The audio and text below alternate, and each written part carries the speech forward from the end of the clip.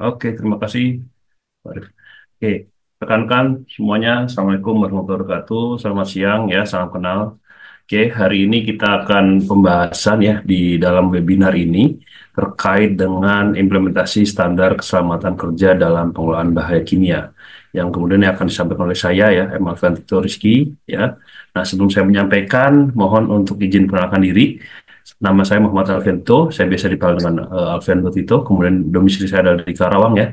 Mungkin apabila rekan-rekan ingin menanyakan lebih lanjut terkait dengan materi hari ini, ya selain tadi berhubungi dari tim Media Tama, juga silakan bisa WhatsApp ya ke nomor HP saya, rekan-rekan ini tertampil di layar.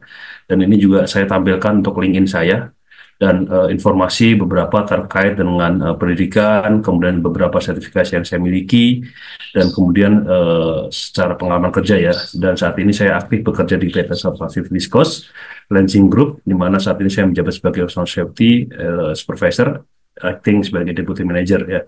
Nah, untuk aktivitas kemudian selain itu ya, saya juga freelance kegiatan sebagai konsultan untuk SMK 3, konsultan untuk CSMS, dan untuk si trainer ya. Oke. Oke, sebelum kita membahas lebih lanjut, lebih banyak lagi ya terkait dengan hal ini, maka kita perlu pahami dulu ya, kita bicara K3, maka kita harus paham terkait dengan dasar hukum dan standar. Terlampir adalah beberapa dasar hukum dan standar yang mengacu terkait dengan K3 secara umum ya, disebutkan di nomor 1 tahun 70 ini tentang keselamatan kerja. Kemudian terkait dengan ketenagakerjaan ya di nomor 13 tahun 2003, kemudian juga terkait dengan fokus bicara masalah bahaya kimia, ya referensi yang bisa nanti rekan-rekan gunakan yaitu di Kepmen 187 tahun 99 ya, ini tentang pengendalian bahan kimia berbahaya di tempat kerja. Kemudian juga terkait dengan tiga lingkungan kerja ya, ini nomor 5 tahun 2018. Dan juga saya tampilkan juga terkait dengan simbol dan label limbah B3, karena kita bicara kimia, maka juga nanti akan hasil dari pekerjaan yang akan kita lakukan juga nanti juga berpotensi menghasilkan limbah ya. Artinya limbah seperti apa juga nanti silakan rekan-rekan juga bisa dibaca dari beberapa regulasi. Cuma di sini yang saya tampilkan terkait dengan simbol dan label limbah B3-nya. Kemudian di sini juga saya tampilkan beberapa terkait dengan standar ya, ada ANSI Z390.1, API ini adalah American Petroleum Institute ya, RP49 ya nomor serinya, dan RP55 terkait dengan beberapa untuk referensi saya dalam membuat materi hari ini rekan-rekan. Oke, tujuannya kenapa kita mesti paham ya terkait dengan K3 terutama dalam pengelolaan standar bahaya kimia ya, yaitu terkait dengan pertama tentunya mengetahui regulasi dan yang berlaku ya terkait dengan K3 dalam pengelolaan bahaya kimia. Yang kedua terkait dengan ya teknik penanganan bahan kimia berbahaya dari ya penyimpanan, kemudian penggunaan, artinya pada proses penggunaan atau di lapangan nanti seperti apa, dan kemudian juga terkait dengan pengolahannya itu sendiri. Yang kemudian yang ketiga terkait dengan memahami pentingnya meningkatkan akan kesadaran budaya K3 terkait dengan bahaya kimia. Yang kemudian yang keempat terkait dengan beberapa atau aturan ya minimal standar APD yang wajib digunakan ketika kita menggunakan atau menangani bahaya kimia ya rekan-rekan. Oke, kita perlu pahami dulu apa sih yang disebut dengan bahan kimia berbahaya. Bahan kimia berbahaya atau kita kenal juga dengan B3 ya, bahan berbahaya dan beracun adalah zat atau energi, kemudian komponen lain yang dapat membahayakan kesehatan lingkungan dan kelangsungan hidup manusia dan manusia dan makhluk hidup lainnya. Ya, artinya di sini ada terkait juga dengan alam ya, terkait dengan pohon ataupun hewan-hewan dan lain sebagainya.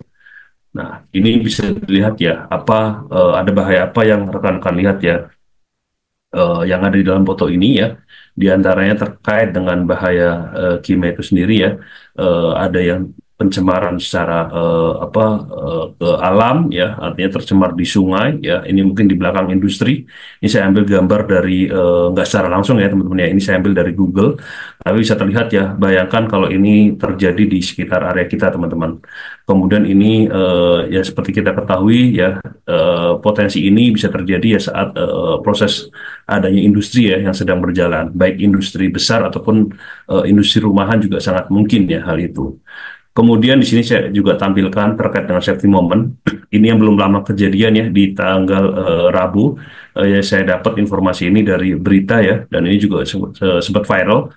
kemarin di Instagram HSE Media, kemudian ada beberapa platform ya, itu juga menyampaikan terkait hal ini, adanya tumpahan truk tangki membawa material kimia NaOH di area Bandung ya. Ini saya ambil dari Tempo juga, dan ini bisa dilihat ya. Sebentar saya ganti ini ya. Oke. Ini adalah kejadian teman-teman ya, adanya cairan kimia, caustic soda yang terlihat ya. Ketika ini terjadi, tentunya paparan atau exposure ya dari tangki tadi menyebar kemana-mana ya teman-teman ya. Ini dari sumbernya, source-nya. Kita lihat jenis truknya, dan kemudian kalau kita lihat hasil dari itu ya, beberapa korban dari beberapa orang ya mengalami luka bakar. Kemudian kalau kita bicara dia motor, aduh ampun, jika cara dia kendaraan, ya, sampai kelompok kemudian ya. Cintakan sembuhkan luka. Nah, dari kejadian ini sih saya lihat dari beberapa media yang sudah menayangkan ya, artinya bahwa perusahaan yang bersangkutan ya, mungkin nggak usah saya sebut perusahaannya apa, tetapi dari platform atau berita itu menyampaikan bahwa perusahaan itu mengakui dan kemudian akan mengganti rugi dari kejadian apa namanya hal ini ya, seperti itu rekan-rekan. Nah, ini bukti bagaimana terkait dengan bahayanya ya apabila pengenanganan atau pengendalian material kimia itu tidak ditangani dengan baik ya. Ini salah satu safety moment yang bisa saya sajikan. Oke, nah kemudian ya, setelah kita lihat dari bahan tadi ya, safety moment yang kita sampaikan, di sini tentunya kita juga mesti pahami terkait dengan pengertian ya. Artinya bahan kimia itu adalah apa? Penambahan kimia itu adalah proses yang mencakup dari operasi dasar dalam pergerakan, perlindungan, kemudian penyimpanan dan pengendalian bahan dan produk di seluruh pembuatan, yaitu dari sisi manufaktur, pergudangan ya, artinya work store ya, atau penyimpanan, distribusi, termasuk juga konsumsi dan pembuangan. Nah, artinya kalau tadi kita lihat dari proses atau dari safety moment yang saya sajikan tadi, itu adalah bagian dari proses distribusi ya, dari manufaktur atau di si pembuat ke biasanya dikirim ke klien-klien. Karena di tempat saya pun kami menggunakan NaOH itu ya untuk campuran di produksi kami, rekan-rekan. Kemudian prinsip dasar dalam pengelolaan bahan kimia itu sendiri ya, ini yang saya ambil dari referensi yang saya dapat ya. Jadi 3 prinsip kunci dalam pengelolaan bahan kimia berbahaya. Yang pertama adalah menghindari penggunaan bahan berbahaya bila mungkin ya, artinya sebisa mungkin kalau memang tidak menggunakan lebih baik ya. Tapi kan ini agak sulit ya teman-teman ya, artinya benar-benar bisa dikatakan dieliminasi ya. Kemudian mengurangi ya efek atau potensial terpaparnya atau desain dan tata letak, isolasi, ventilasi dan lain sebagainya. Artinya adanya bagaimana kita pengelolaan secara potensi ya, secara desain dan segala macam untuk penyimpanan dan lain sebagainya. Kemudian tentunya secara administrasinya juga tentunya mengikuti prosedur tertulis untuk mengeluarkan, penggunaan, menyimpan dan membuang bahan berbahaya. Otorisasi di sini otorisasi penggunaan bahan berbahaya, penggunaan alat pelindung diri, pembatasan waktu, lama terpapar dan kebersihan seseorang tadi yang akan terlibat atau sekitarnya. Kemudian kalau kita ambil dari referensi Kepmen 187 tahun 99 ya, jadi bahan kimia berbahaya itu di sini ada 9 ya informasi yang rekan-rekan perlu pahami. Yang pertama artinya kalau rekan-rekan perlu ketahui ya, di sini artinya bahan kimia itu nanti ada bagian dari toksik ya, bagian kimia beracun, ada material kimia yang kategori korosif, ada material kimia kategori mudah terbakar atau flammable ya, kemudian ada kategori eksplosif atau mudah meledak, ada oksidator, ada kimia reaktif, kemudian ada reaksi asam, kemudian juga ada pressure gas ya atau kompres gas yang bertekanan, dan juga adanya kimia radioaktif yang kimikal tadi.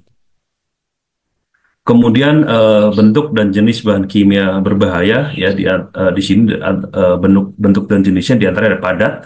Contohnya ada soda kristal, potas, butir belerang ya, kemudian ada cairan, gasolin, air keras, amoniak, cairan dan sebagainya. termasuk tadi ya NaOH, caustic soda. Kalau di tempat saya sendiri ada yang namanya yang paling berbahaya di tempat kami itu namanya CS2 atau apa karbon disulfide ya. Ada juga apa namanya ada SID ya asam sulfat dan lain sebagainya. Kemudian ada vapor ya, ada contohnya uap air raksa, uap sianaida, dan kemudian ada bentuk gas, contohnya karbon dioksida, LPG, asetilin. Nah, kalau di tempat saya sendiri material yang berbahaya di tempat kami itu ada SO2 ya, SO3 atau sodium disulfat, kemudian ada H2S ya, itu adalah beberapa material apa gas yang berbahaya kalau di tempat saya kerja. Kemudian cemaran kimia ya, setelah kita ketahui artinya bentuk padatan, kemudian tadi kita ketahui terkait dengan jenisnya ya, artinya dari sisi potensi bahayanya seperti yang disebutkan di KPN 187. Nah ini adalah bentuk cemaran kimianya, dia ada dalam bentuk debu, gas, uap, fume, mist, aerosol, dan asap. Nah artinya ini pun seperti yang disebutkan di dalam regulasi Undang-Undang Nomor 1 Tahun 70 ya, mengenai tempat kerja rekan-rekan. Jadi rekan-rekan perlu pahami itu ya, di mana artinya tempat kerja kita seperti apa ya. Artinya kita perlu clear, perlu pahami terkait dengan tempat kerja itu kita tuh di darat, laut, udara, terbuka, tertutup, kemudian artinya ada proses aktivitas yang dilakukan manusia ataupun alat kerjanya, termasuk potensi bahayanya. Nah, kita sekarang bicara bahaya kimia, itu pun termasuk di dalam salah satu dari 5 bahaya yang disebutkan di dalam Permen 518 ya rekan-rekan ya. Nah, ini adalah beberapa bentuk cemaran yang bisa terjadi ketika kita bicara material kimia. Kemudian bagaimana jalur masuknya ya bahan kimia berbahaya di tempat kita.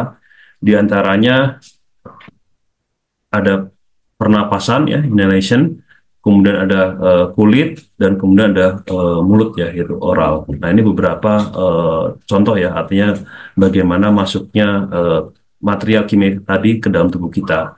Nah saya contohkan yang bisa saja terjadi kalau kita bicara di industri, tentunya dari pernafasan ya, misal contohnya ya gas buang, kemudian ada kulit, contohnya tadi ya, yang ketika orang terpapar di dalam kulitnya itu langsung ya, dan atau mulut ya. Nah itu juga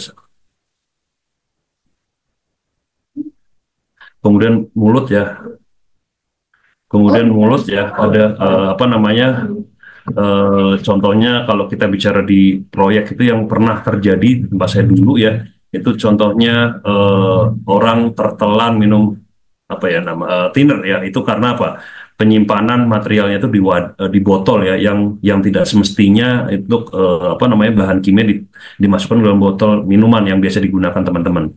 Itu ini contohnya teman-teman. Kemudian efek bahan kimia ya, ini bisa terjadi contohnya ringan ya, artinya ringan ini bisa terjadi ke kulit, mata, ataupun gejala gatal dan kemerahan. Kemudian sedang ya, iritasi bila kontak dengan kulit, mata dengan gejala bengkak, ruam, bersisik sorry. Kemudian blister, kulit menggelembung ya, seperti yang tadi teman-teman. Ada juga efek ke dalam akut atau kronis ya. Ini contohnya ketika orang terpapar S2S ya, atau H2S tadi, hidrogen sulfida. Ini bisa menyebabkan akut dan kronis. Contoh akut tuh orang kalau udah terpapar H2S itu bisa menyebabkan langsung apa namanya kayak seperti muntah-muntah. Nah kronisnya itu bisa bahkan sampai menyebabkan kematian teman-teman. Ya, nah itu artinya bagian dari fatal juga ya, seperti itu. Kemudian, nah ini sebenarnya seperti tadi udah saya sampaikan ya. Terus kita mesti pahami bagaimana caranya kita mengendalikan bahaya tersebut ya. Nah, hierarki bahaya ini ya, artinya pengendalian risiko ini kita perlu pahami. Ini adalah bagian dari metode untuk menangani potensi bahaya di lingkungan kerja dengan cara mengeliminasi bahaya dan mengurangi risiko. Kemudian hierarki risiko diatur berdasarkan tingkat efektivitas, proteksi, dan keandalan. Kemudian juga pengendalian risiko ini merupakan alat ya bantu bagi pengusaha dalam proses mengambil keputusan untuk mengambil atau mengurangi atau dampak dari risiko yang bisa terjadi teman-teman, yang impact-nya. Nah, diantaranya tadi ya ada eliminasi ya, artinya menghilangkan dari sumber bahayanya sebisa mungkin kita tidak menggunakan itu. Tetapi kalau kita bicara di suatu industri ya, ini cukup tantangan ya, menjadi tantangan teman-teman ketika kita tidak menggunakan tadi misal caustic soda ya, padahal caustic soda itu adalah setahu saya itu untuk membersihkan ya, salah satu part untuk membersihkan dari apa equipment ataupun material yang lainnya, campuran lah ya, itu bisa. Kemudian juga contoh yang kedua, ketika ini eliminasi tidak bisa, artinya mengganti artinya sebisa mungkin ya tadi dari material caustic soda kita ganti material apa? Mungkin pakai air. Nah, ini juga agak nggak mungkin ya teman-teman ya. Makanya ini menjadi suatu tanam. Mungkin yang bisa sering terjadi di lapangan akhirnya apa? Poin yang ketiga ini yang sering dilakukan di lapangan ya. Artinya kita memberikan pengaman di dalam equipment tadi. Contohnya kalau kita bicara truk tadi, artinya bagian dari alat tersebut atau truk tadi kita pastikan ya tankinya tadi diberikan mungkin kekuatan atau proteksi ya. Contohnya dari sisi sambung-sambungan atau pengelasannya sudah dipastikan ada orang yang melakukan pengecekan, kemudian nanti dilengkapi dengan administrasi, artinya apa? Adanya uji riksa ya, dan kemudian pilihan terakhir ketika hal rekayasa dari institusi rekayasa administrasi sampai masih ada sisa risikonya terdampak, maka APD inilah yang menjadi bagian yang perlu kita sediakan teman-teman. Nah, kemudian kita bicara pengendalian bahan kimia berdasarkan Kepmen 187 ya. Di sini Kepmen 187 menyampaikan terkait dengan artinya sejak awal ya, artinya pengurus atau pengusaha ini pun jelas disebutkan di dalam Undang-Undang Nomor 1 Tahun 70 bahwa setiap pengurus ya atau pengusaha wajib mengendalikan tempat kerjanya. Karena kita bicara sekarang bahan material kimia, maka ya bahan kimia berbahaya ini di tempat kerja untuk mencegah terjadinya kecelakaan dan PHK. Kemudian pengendalian kimia berbahaya ya, diantaranya artinya kita menyiapkan dokumen atau administrasi yang sering kita kenal dengan SDS, Safety Data Sheet, atau kalau kita Indonesiakan dengan namanya penyediaan lembar data keselamatan bahan. Kemudian juga disebutkan di dalam Kepmen 187 perlu adanya personil ya yang memiliki lisensi atau adanya penunjukan, yaitu adanya petugas K3 kimia dan ahli K3 kimia rekan-rekan. Nah, ini satu part ya dari administrasi yang perlu disediakan ketika kita bicara adanya bahaya kimia ya, itu menyediakan label ya sebagai sistem identifikasi di dalam material kimia itu sendiri ya, informasinya seperti apa. Nah, kemudian ada SDS ya. Nah, SDS ini ya di dalam safety data sheet ini adanya informasi ya teman-teman ya. Di antaranya informasi penting ini yang perlu ditampilkan ya di tempat kerja kita ketika kita menggunakan material kimia tersebut. Nah, bagaimana caranya kita mendapatkan safety data sheet ini?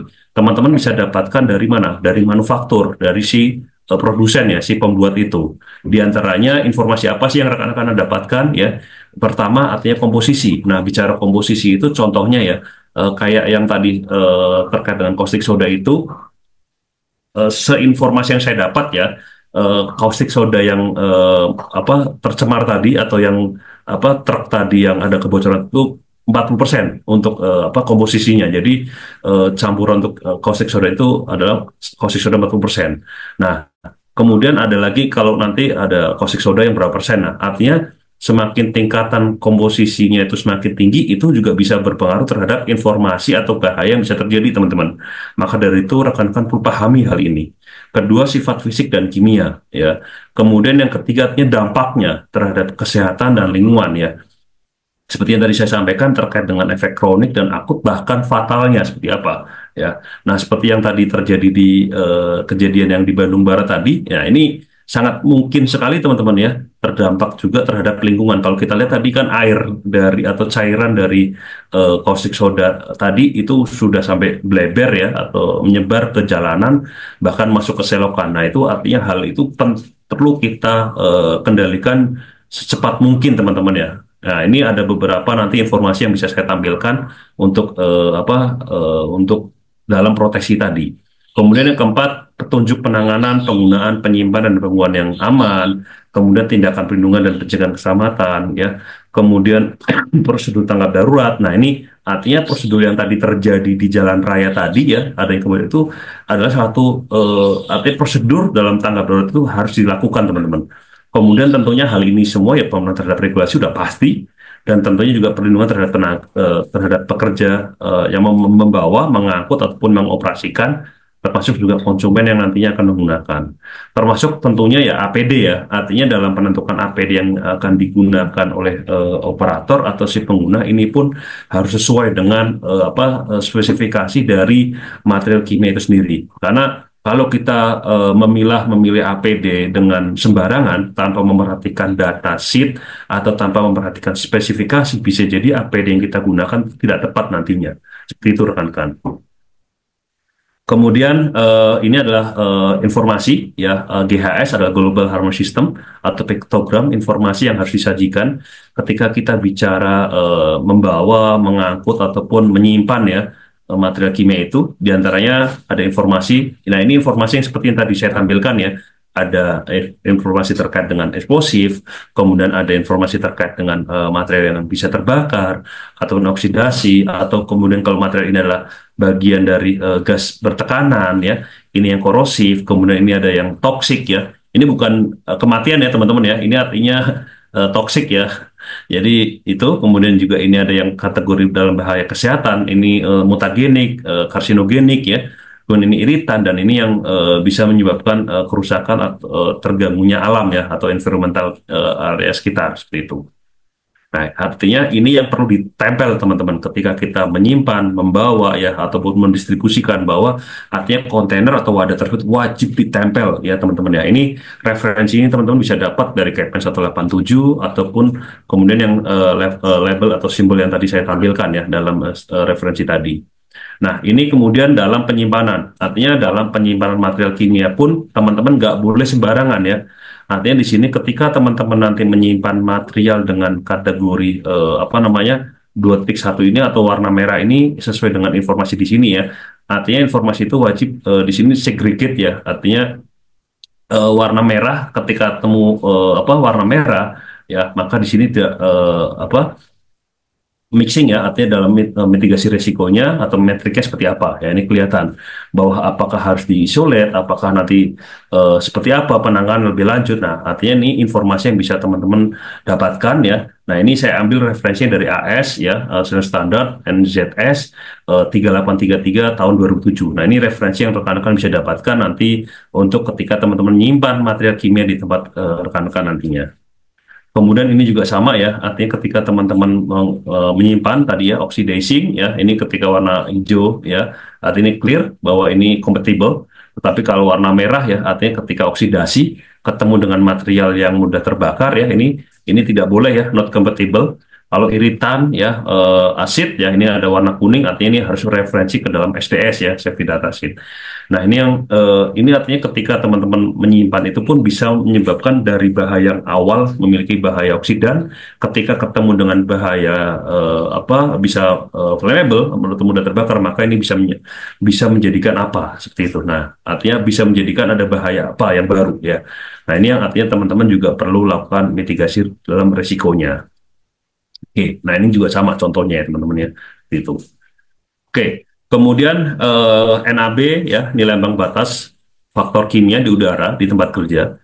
Ini juga dijadikan sebagai pedoman ya. NAB ini artinya bahwa rekan-rekan ya, pengertian dari NAB ini adalah ketika rekan-rekan bekerja selama 8 jam ya, atau kalau dalam bahasa Inggris itu namanya TWA ya, time wage average, bahwa teman-teman ketika nilai ini masuk ke dalam NAB, maka rekan-rekan selama 8 jam itu clear boleh artinya tidak menggunakan APD. Itu pemahamannya. Dan juga ada namanya STEL ya. Kalau STEL itu nanti short term explosive limit, dan ada namanya IDLH ya, walaupun di sini saya nggak tampilkan ya. Tapi itu informasi yang rekan-rekan perlu pahami dalam apa pengertian, ada NAB atau TWA, kemudian ada STEL dan ada apa ada IDLH ya, engine apa immediately dangerous level ya. Jadi itulah pengertian dari beberapa referensi yang bisa ditampilkan. Nah, dalam NAB ini artinya selain yang tadi saya tampilkan ya, ini adalah sebagai informasi kadar standar untuk perbandingan. Nah, informasi dalam hal ini teman-teman bisa dapatkan dari apa namanya, dari regulasi Permen 518. Kemudian kalau dari informasi di internasional itu ada ASCII dan ada ANSI ya, itu bisa dijadikan referensi untuk teman-teman mendapatkan berapa sih standar atau nilai NAB ataupun TWA-nya dari setiap material, ataupun misal termasuk bahaya fisika ya, contoh kebisingan dan lain sebagainya seperti itu. Kemudian juga NAB ini juga sebagai pedoman untuk perencanaan proses produksi dan perencanaan teknologi ya dalam pengendalian, artinya dalam proses bagian dari engineering control pun ini menjadi bagian yang perlu dikendalikan dan perlu disajikan dalam bahaya-bahaya lingkungan kerja. Kemudian juga menentukan pengendalian bahan proses produksi terhadap bahan yang lebih beracun dengan bahan yang sangat beracun, ataupun membantu juga dalam menentukan diagnosis gangguan kesehatan, timbulnya penyakit penyakit dan hambatan efisiensi kerja akibat faktor kimiawi dengan bantuan pemisahan biologi. Ya. Oke, nah kemudian juga ada informasi terkait dengan nilai ambang kuantitas, artinya berapa banyak ya, artinya ketika ada exposure, paparan ya. Dan ini referensi ini juga saya dapatkan dari Permen 518 ya, terkait dengan beberapa nilai ambang kuantitas dari masing-masing material ini. Dari material beracun, sangat beracun, kimia reaktif, ataupun yang mudah meledak, oksidator, dan lain sebagainya. Nah, informasi ini nanti lebih lanjut bisa teman-teman dapatkan ya dari referensi yang tadi saya sampaikan. Kemudian, dalam penetapan potensi bahaya instalasi atau fasilitas ini juga menjadi bagian penting yang disajikan di dalam KPN 187 ya. Artinya bahwa setiap pengusaha atau pengurus wajib menyampaikan terkait dengan daftar nama ya, daftar nama apa? Daftar nama dari material kimia yang akan digunakan atau dioperasikan atau kemudian akan didistribusikan ya. Ini harus ada sifatnya dan kuantitas bahan kimia berbahaya di tempat kerja ke dalam kepada dinas tenaga kerja setempat ya. Nah, kemudian dinas tenaga kerja itu juga harus mendapatkan informasi ya dari material yang ada dan juga berdasarkan hasil penelitian ditetapkan kategori potensi bahaya dari perusahaan atau industri yang bersangkutan. Nah, artinya ini adalah penentuan secara klasifikasi perusahaan itu, rekan-rekan. Dalam penetapan potensi bahaya itu ya atau instalasi atau fasilitasnya, di sini berdasarkan KPN 187 ya, potensi bahaya di suatu industri itu nanti ditetapkan bahwa perusahaan ini masuk ke dalam potensi bahaya besar ataupun bahaya menengah. Kemudian juga kategori potensi bahaya itu dan nanti berdasarkan informasi ya, ada nama produk atau nama bahan kimia tadi, kriteria termasuk nilai ambang kuantitas dari setiap material kimia yang digunakan, disimpan ataupun didistribusikan tadi. Nah, kemudian dalam potensi bahaya besar ini ya, kuantitas bahan kimia berbahaya yang digunakan lebihi atau lebih besar dari 5 atas ya, kuantitas. Di sini kewajiban pengusaha atau pengurus wajib apa? Rekan-rekan di sini artinya secara perusahaan itu wajib memperkerjakan petugas K3 kimia dengan sistem kerja non shift sebanyak 2 orang dan juga sistem kerja shift itu sebanyak 5 orang ya. Artinya ini ditentukan bagaimana sistem kerja di rekan-rekan nantinya. Kemudian wajib memperkerjakan ahli kimia, K3 kimia ya, minimal 1 orang. Nah, di tempat saya sendiri saat ini kami memiliki ahli K3 kimia itu ada 2 orang kalau tidak salah ya. Itu. Kemudian perlu adanya dokumen pengendalian potensi bahaya besar. Nah, ini pun kemarin memang saya tidak terlibat langsung dalam penyusunannya karena ini kami serahkan kepada konsultan jujur aja ya, karena cukup banyak dokumen yang harus disediakan, cuma kita nanti menyiapkan saja gitu ya. Artinya yang mengolek kemudian melaporkan itu nanti dari konsultan ya yang kami percaya gitu ya, untuk melaporkan kepada disnaker setempat ya dari data-data yang kita sediakan. Kemudian melaporkan setiap perubahan ya, kewajiban di antara bahan, kuantitas proses termasuk modifikasi instalasi jika ada. Karena kaitan dengan modifikasi instalasi ini pun, kalau teman-teman baca dari referensi ISO 45001, itu ada salah satu administrasi yang perlu disediakan, yaitu apa? Terkait dengan namanya, namanya apa ya? Bentar. Namanya adalah, saya lupa jadi ya. Namanya, bukan SEMOP, sorry. Namanya itu pokoknya ada sistem lah, ada administrasi yang perlu disediakan ya, ketika adanya modifikasi, teman-teman. Kemudian melakukan pemeriksaan dan pengujian faktor kimia ya 6 bulan sekali. Kemudian juga melakukan pemeriksaan dan pengujian instalasi yaitu 2 tahun sekali ya terhadap alat-alat yang ada. Kemudian juga melakukan pemeriksaan kesehatan dan kerja minimal setahun sekali. Nah, ini juga artinya referensi menyambung dari regulasi yang lain ya, yaitu kalau tidak salah Permen 282 ya, terkait dengan pemeriksaan kesehatan kepada tenaga kerja ya teman-teman. Nah, kemudian dokumen pengendalian potensi bahaya besar itu sendiri ya, ini artinya informasi yang wajib ada teman-teman ketika teman-teman menyimpan ya tadi ya, atau menggunakan material kimia tadi, pastikan ketahui dulu identifikasi bahaya. Artinya apa? Salah satu informasi ini terkait dengan penilaian juga ya, artinya seberapa banyak, seberapa besar, dan bagaimana sistemnya ya, atau pengendalian yang rekan-rekan atau penyimpanan seperti apa. Nah, ini menjadi bagian yang harus ada ya, karena ini juga menjadi bagian yang nomor 2 ya, kegiatan teknis, rancang bangun, konstruksi, termasuk pemilahan. Nah, ini kita referensi lanjut ke terkait dengan pesawat uap berjalan tekan, ini juga wajib teman-teman ya, terkait dengan tangki itu wajib adanya sertifikasi teman-teman, termasuk kayak tadi truk tangki itu pun sama. harusnya itu disertifikasi ya, artinya memastikan bahwa dari kapasitas, kemudian kemampuan, kemudian dari apa namanya tidak hanya kebocoran ya dan sesuainya jenis penyimpanan itu sendiri. Nah itu juga harus disesuaikan teman-teman ya. Kemudian pengoperasian dan pembelian instalasi, kegiatan pembinaan dan tenaga kerja dan apa rencana dan prosedur penanggulangan keadaan darurat termasuk prosedur kerja aman. Sorry, tadi saya baru ingat. Jadi ketika ada modifikasi instalasi itu namanya atau setiap ada perubahan ya itu namanya dokumen MOC teman-teman, Management of Change ya. Yang tadi saya sampaikan ketika ada sistem perubahan modifikasi dan segala macamnya itu wajib dilakukan persiapan administrasinya itu referensi bisa mengambil ke ISO 45001.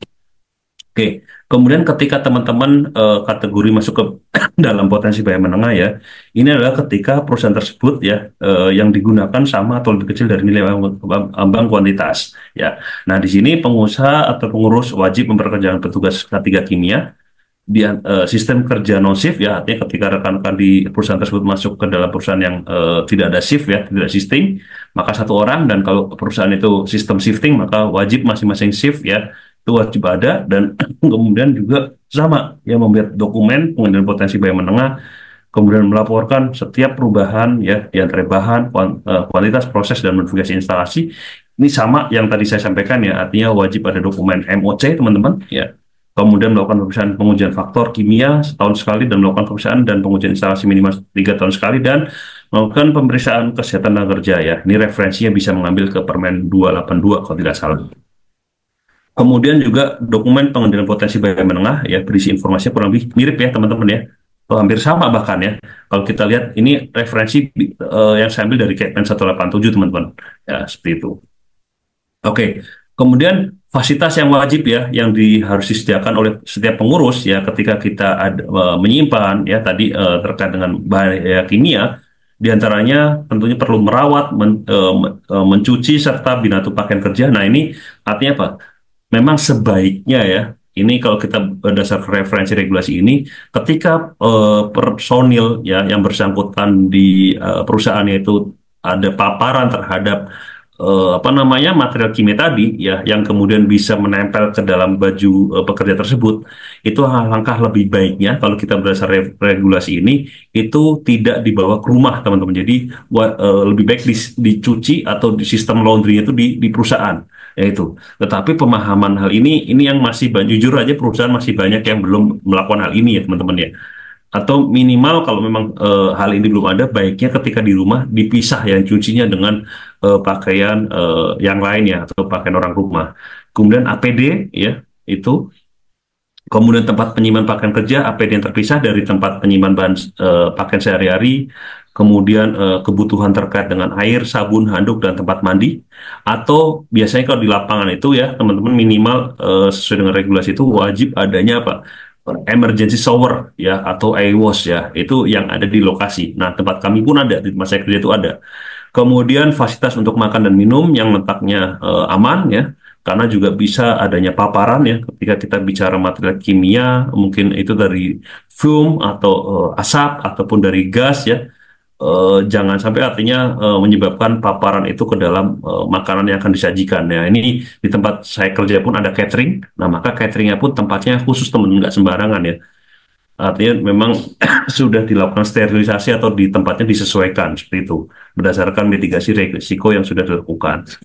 Nah, kemudian penting adanya menyediakan fasilitas pelayanan kesehatan kerja. Nah, referensi tersebut juga tentunya sejalan juga dengan regulasi dari Permen 15 tahun 2008 kalau nggak salah ya terkait dengan petugas P3K dan lain sebagainya perlu adanya klinik bahkan kalau teman-teman perusahaan rekan-rekan kerja di sini ada yang lebih dari 1.000 orang itu kalau berdasarkan regulasi bahwa wajib menyediakan satu dokter teman-teman ya satu dokter perusahaan untuk di perusahaan itu.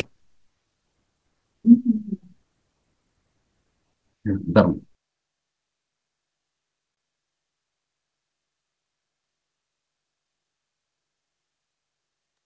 Oke, kemudian pencegahan yang dapat dilakukan sebagai berikut ya. Nah ini diantaranya adanya edukasi tentang bahan kimia ya, diantaranya melalui training, kemudian mengenali jenis bahan kimia yang diangkut, diproses ataupun dikemas, kemudian mengenali bahan bahaya kimia yang sedang diangkut, proses ataupun dikemas, ya tentunya kemudian juga menggunakan APD yang sesuai, dan juga mengerti cara pertolongan pertama dan penanggulangan saat terjadi keadaan darurat, termasuk juga perlu menyediakan media pemadam. Nah, media pemadam ini tentunya teman-teman juga tidak bisa sembarangan ya. Artinya nanti juga referensi bisa ke Captain 186 ya, terkait dengan apa namanya unit atau tim pengendali bahaya kebakaran, dan juga referensi ini nanti teman juga bisa mengambil dari Permen 4 tahun 80 tentang APAR ya, itu juga bisa dijadikan referensi karena di sini kalau bicara media pemadam nanti ada kelas A, B, C, dan D ya. Nah, itu nanti disesuaikan dengan bahaya ataupun yang ada tadi. Oke. Kemudian ya cara penanganan limbah B3 ya.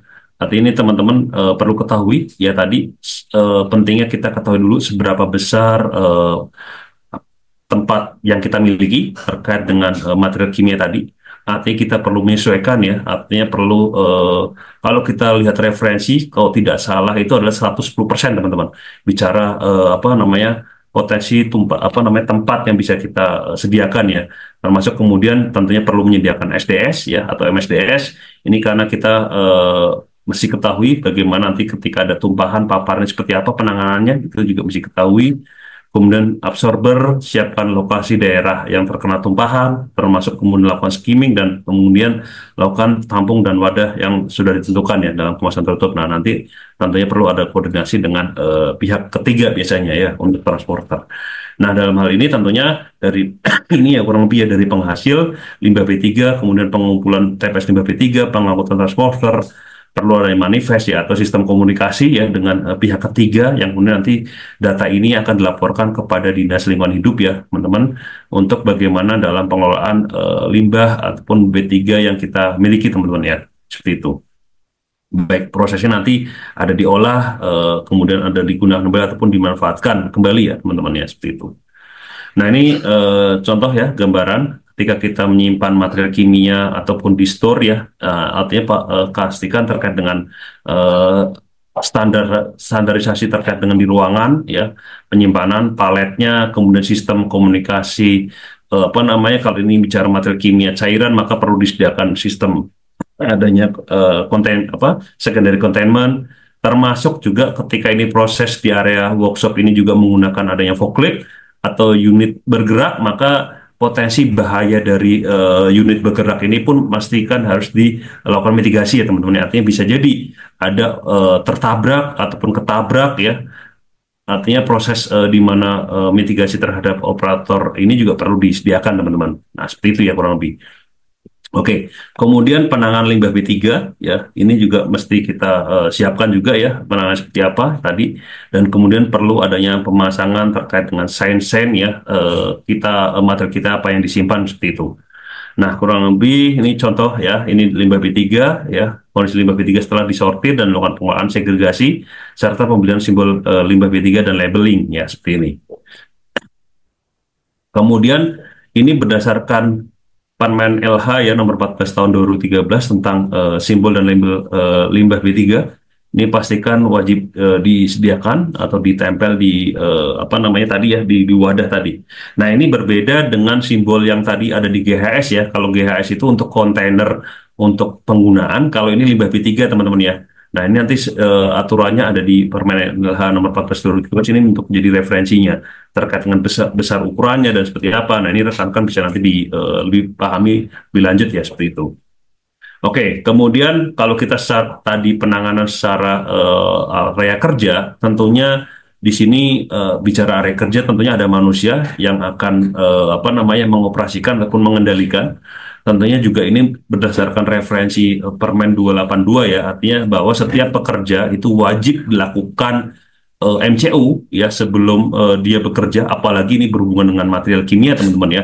Bisa jadi karena dia terpapar ya, yang mungkin tadinya orang ini tidak ada sesak nafas ya karena mungkin dia sehari-hari berkecimpung di area yang mungkin menyimpan material kimia, bisa jadi dia akhirnya jadi sesak nafas, bisa jadi, ataupun bahkan menyebabkan tadi ya sifatnya kronik ya, atau bahkan sampai muntah-muntah ya.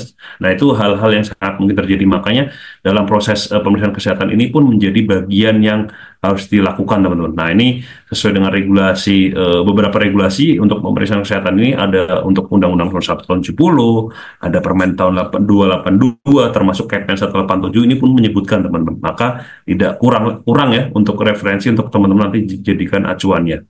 Nah, di sini juga perlu tambahan terkait dengan pemeriksaan khusus ya.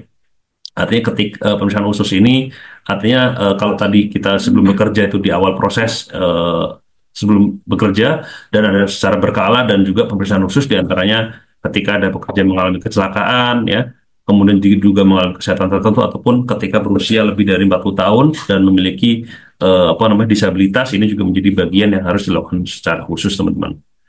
Oke, kemudian kita bicara kondisi darurat. Nah, kondisi darurat kimia ini adalah suatu keadaan yang terjadi ya akibat penggunaan bahan kimia atau turunannya di tempat kerja yang dapat menimbulkan penyakit atau bahaya bagi tenaga kerja ya. Kemudian keadaan darurat ini secara umum adalah suatu kejadian tidak diinginkan. Ya, tentunya siapa yang mau terjadi darurat ya tentunya. Tapi tidak bisa dipungkiri hal ini bisa saja kapanpun terjadi teman-teman.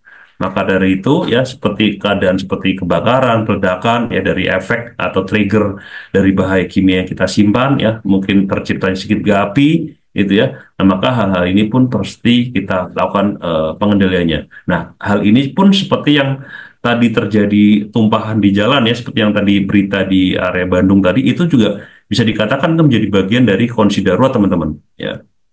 Oke, kemudian kalau kita bicara dari pengoperasian operation khusus ya, atau di suatu industri. Nah, ini beberapa referensi yang teman-teman juga bisa gunakan ya. Ini acuannya bisa saya ambil dari OSHA. Di antara ada OSHA 29 CFR 1926.64 terkait dengan PSM, Process Safety Management of Highly Hazardous Chemical ya. Kemudian ada OSHA 29 CFR 192665 ini terkait dengan Hazardous Waste Operation and emergency response to hazardous substance release. Kemudian juga ada OSHA 29 CFR ya 192624 terkait dengan fire protection dan pencegahannya, termasuk juga dengan seri yang lain ya, ada 1926150 terkait juga, ada 1926 terkait 151 terkait dengan fire prevention juga. Nah, selain hal ini, kalau kita bicara fire preventif, teman-teman juga bisa referensi nanti bisa mengambil dari NFPA ya, itu juga beberapa referensi yang bisa diambil dari sana.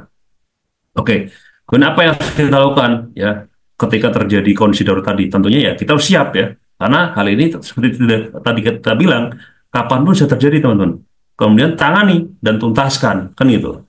Nah, diantaranya ya, artinya kita perlu menyediakan adanya prosedur ya, sistem administrasi terkait dengan tumpahan limbah B3 tadi ya, itu kemudian dan bisa terjadi kapanpun dan dimanapun, baik di area perairan, darat ataupun area kerja. Nah, ini artinya hal ini mesti kita lakukan. Nah, ini pun sejalan juga dengan yang tadi saya sampaikan ya, Undang-Undang Nomor 1 Tahun 70 bicara tempat kerja. Di mana tempat kerja kita apakah di perairan, darat ataupun di udara, kan itu ya. Kalau udara mungkin enggak ya. Artinya mungkin udara tapi kecil lah itu. Nah, artinya yang sering kan bisa di perairan ataupun darat ya, yang sering terjadi ataupun di area kerja. Nah, hal ini artinya perlu kita antisipasi kan gitu. Nah, diantaranya ya, isi dalam prosedur tanggap darurat itu ya, atau rencana kesiapan yang efektif harus memperhatikan beberapa faktor. Di antaranya tentunya pertama sistem organisasinya. Di antara ini menjelaskan fungsi atau tanggung jawab dari masing-masing seperti koordinator, komisi atau tim penasehat dari beberapa departemen. Kemudian skenario ya, artinya kita perlu membuat skenario. Bahkan skenario ini lebih baik adalah skenario terburuk ya, apabila nanti terjadi tidak cuma kondisi darurat, karena darurat ini bisa saja kalau kita tidak bisa tangani bisa berubah menjadi bencana teman-teman. Dan juga kita bisa ketahui juga peta pabrik dan tata letak ya, ini melihat nanti dari peralatan, medikal dan P3K, pemadam kebakaran, termasuk pusat komando, rute evakuasi dan area berkumpul. Nah, ini perlu kita sediakan. Kemudian rencana dan prosedur ya, sistem tanda peringatan pabrik untuk keadaan darurat ya, ini perlu teman-teman. Di antaranya contohnya sistem alarm ya, Kemudian ataupun sistem simulasi ya, latihan, tes ataupun praktek ya.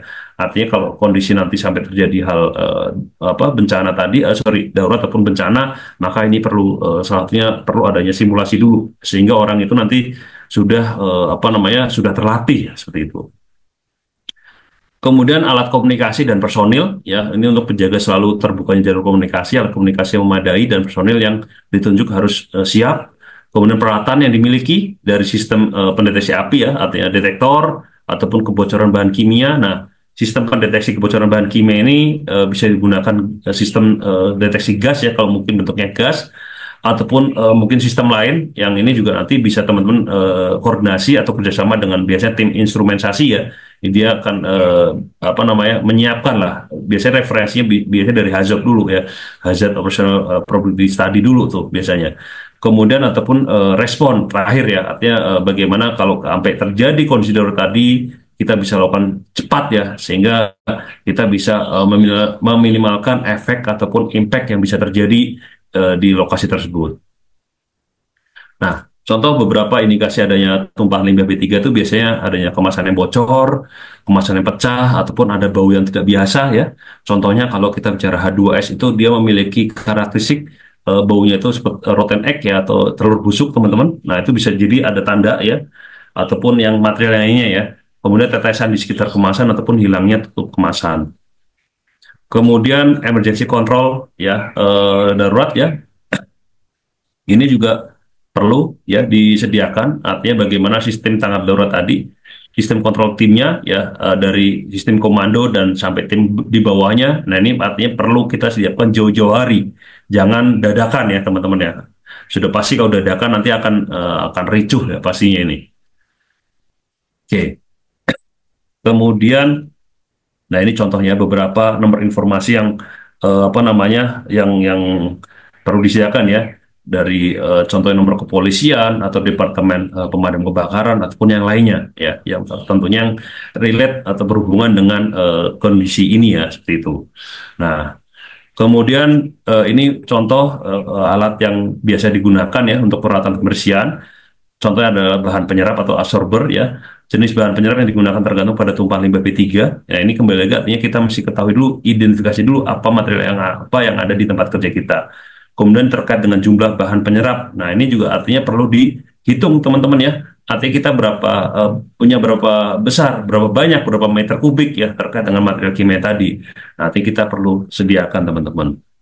Ini contohnya ya, ini contoh pelaksanaan spill cleanup prosedur dari membatasi areanya, kemudian menyerap, kemudian bahkan ini mengelap, dan tentunya tadi orang-orang ini nggak sembarangan ya, orang ini menggunakan APD yang sudah disesuaikan ya dengan SDS atau informasi bahan kimia yang ada kan gitu.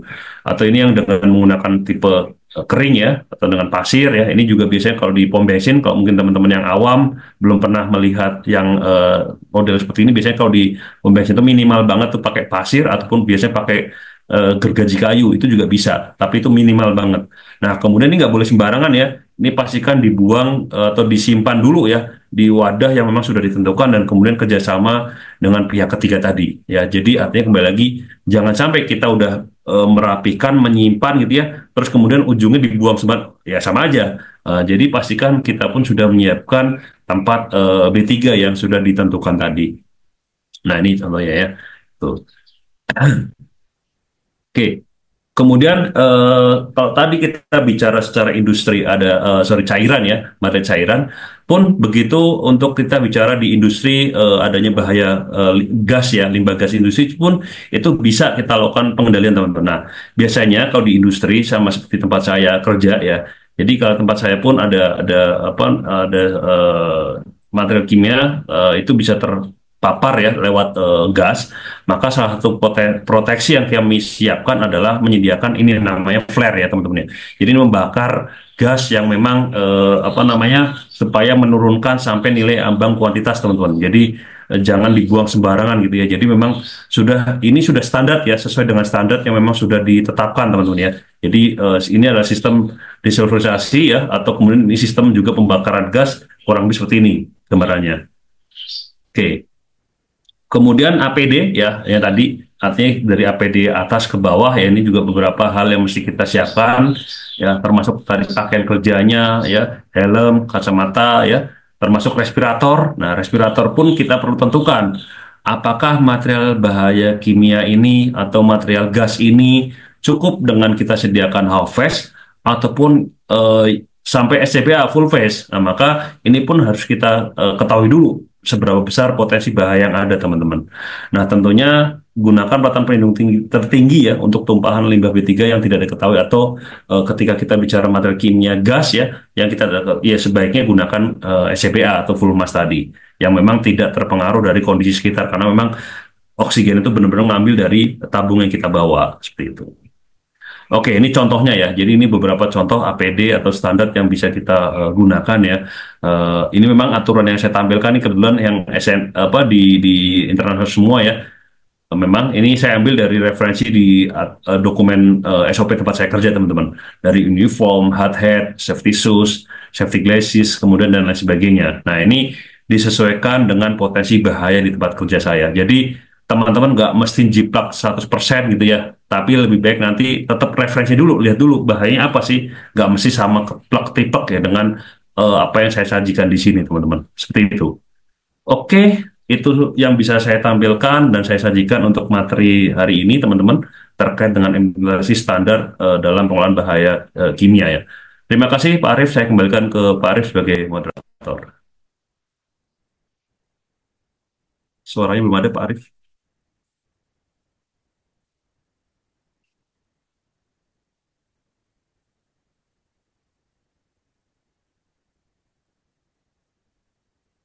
Ya, sekarang sudah ada, Pak. Nah, ini ada. Oke. Oke, baik. Terima kasih banyak Pak Tito untuk materinya ya. Luar biasa ini sudah banyak yang bertanya. Dan sebelum kita lanjut ke sesi tanya jawab, ada beberapa informasi dulu Pak Tito yang akan kami sampaikan untuk teman-teman peserta.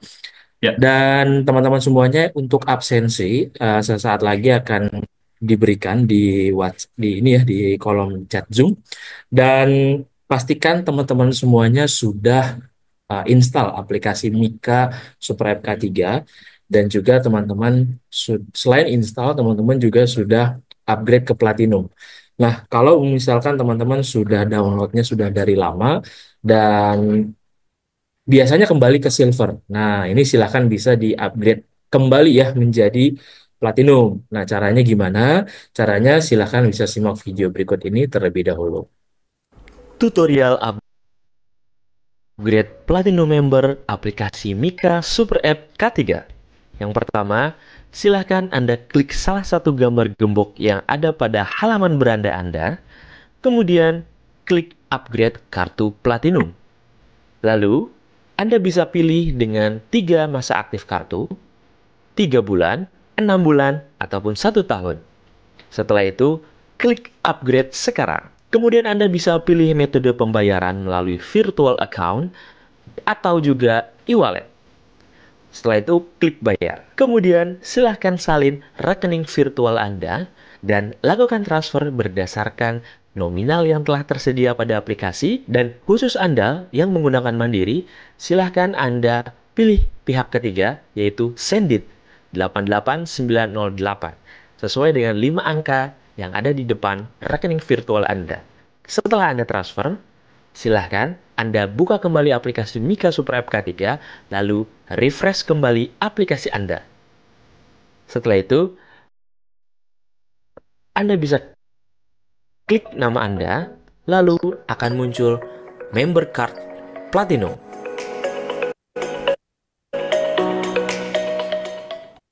Oke, nah itu dia ya cara untuk upgrade menjadi Platinum Member. Jadi silahkan teman-teman bisa di-upgrade dulu ke Platinum ya. Kalau misalkan teman-teman belum, maka nanti sertifikatnya akan tertahan sementara seperti itu. Nah, kemudian untuk rekaman webinar juga akan kita tayangkan di channel YouTube-nya Kak Denny ya teman-teman. Jadi teman-teman tidak perlu khawatir kalau misalkan terlewat untuk mengikuti materi ini ataupun materi-materi sebelumnya, silahkan teman-teman bisa buka channel YouTube-nya Kak Denny dan di sini ada video-video rekaman di webinar-webinar sebelumnya yang teman-teman bisa tonton kembali ya. Kemudian untuk teman-teman semuanya yang mempunyai SKP dan juga lisensi, silahkan bisa dicek apakah sudah expire atau belum. Nah, khususnya untuk yang ahli K3 umum, kalau untuk teman-teman sudah expire tapi belum lebih dari 1 tahun, maka masih bisa diperpanjang. Tapi kalau sudah lewat dari 1 tahun, maka nanti perlu ikut refreshment dulu ya teman-teman. Dan jangan sampai ikut refreshment karena harganya lebih tinggi dibandingkan perpanjangan biasa. Jadi silakan bisa teman-teman cek apakah sudah expire atau belum.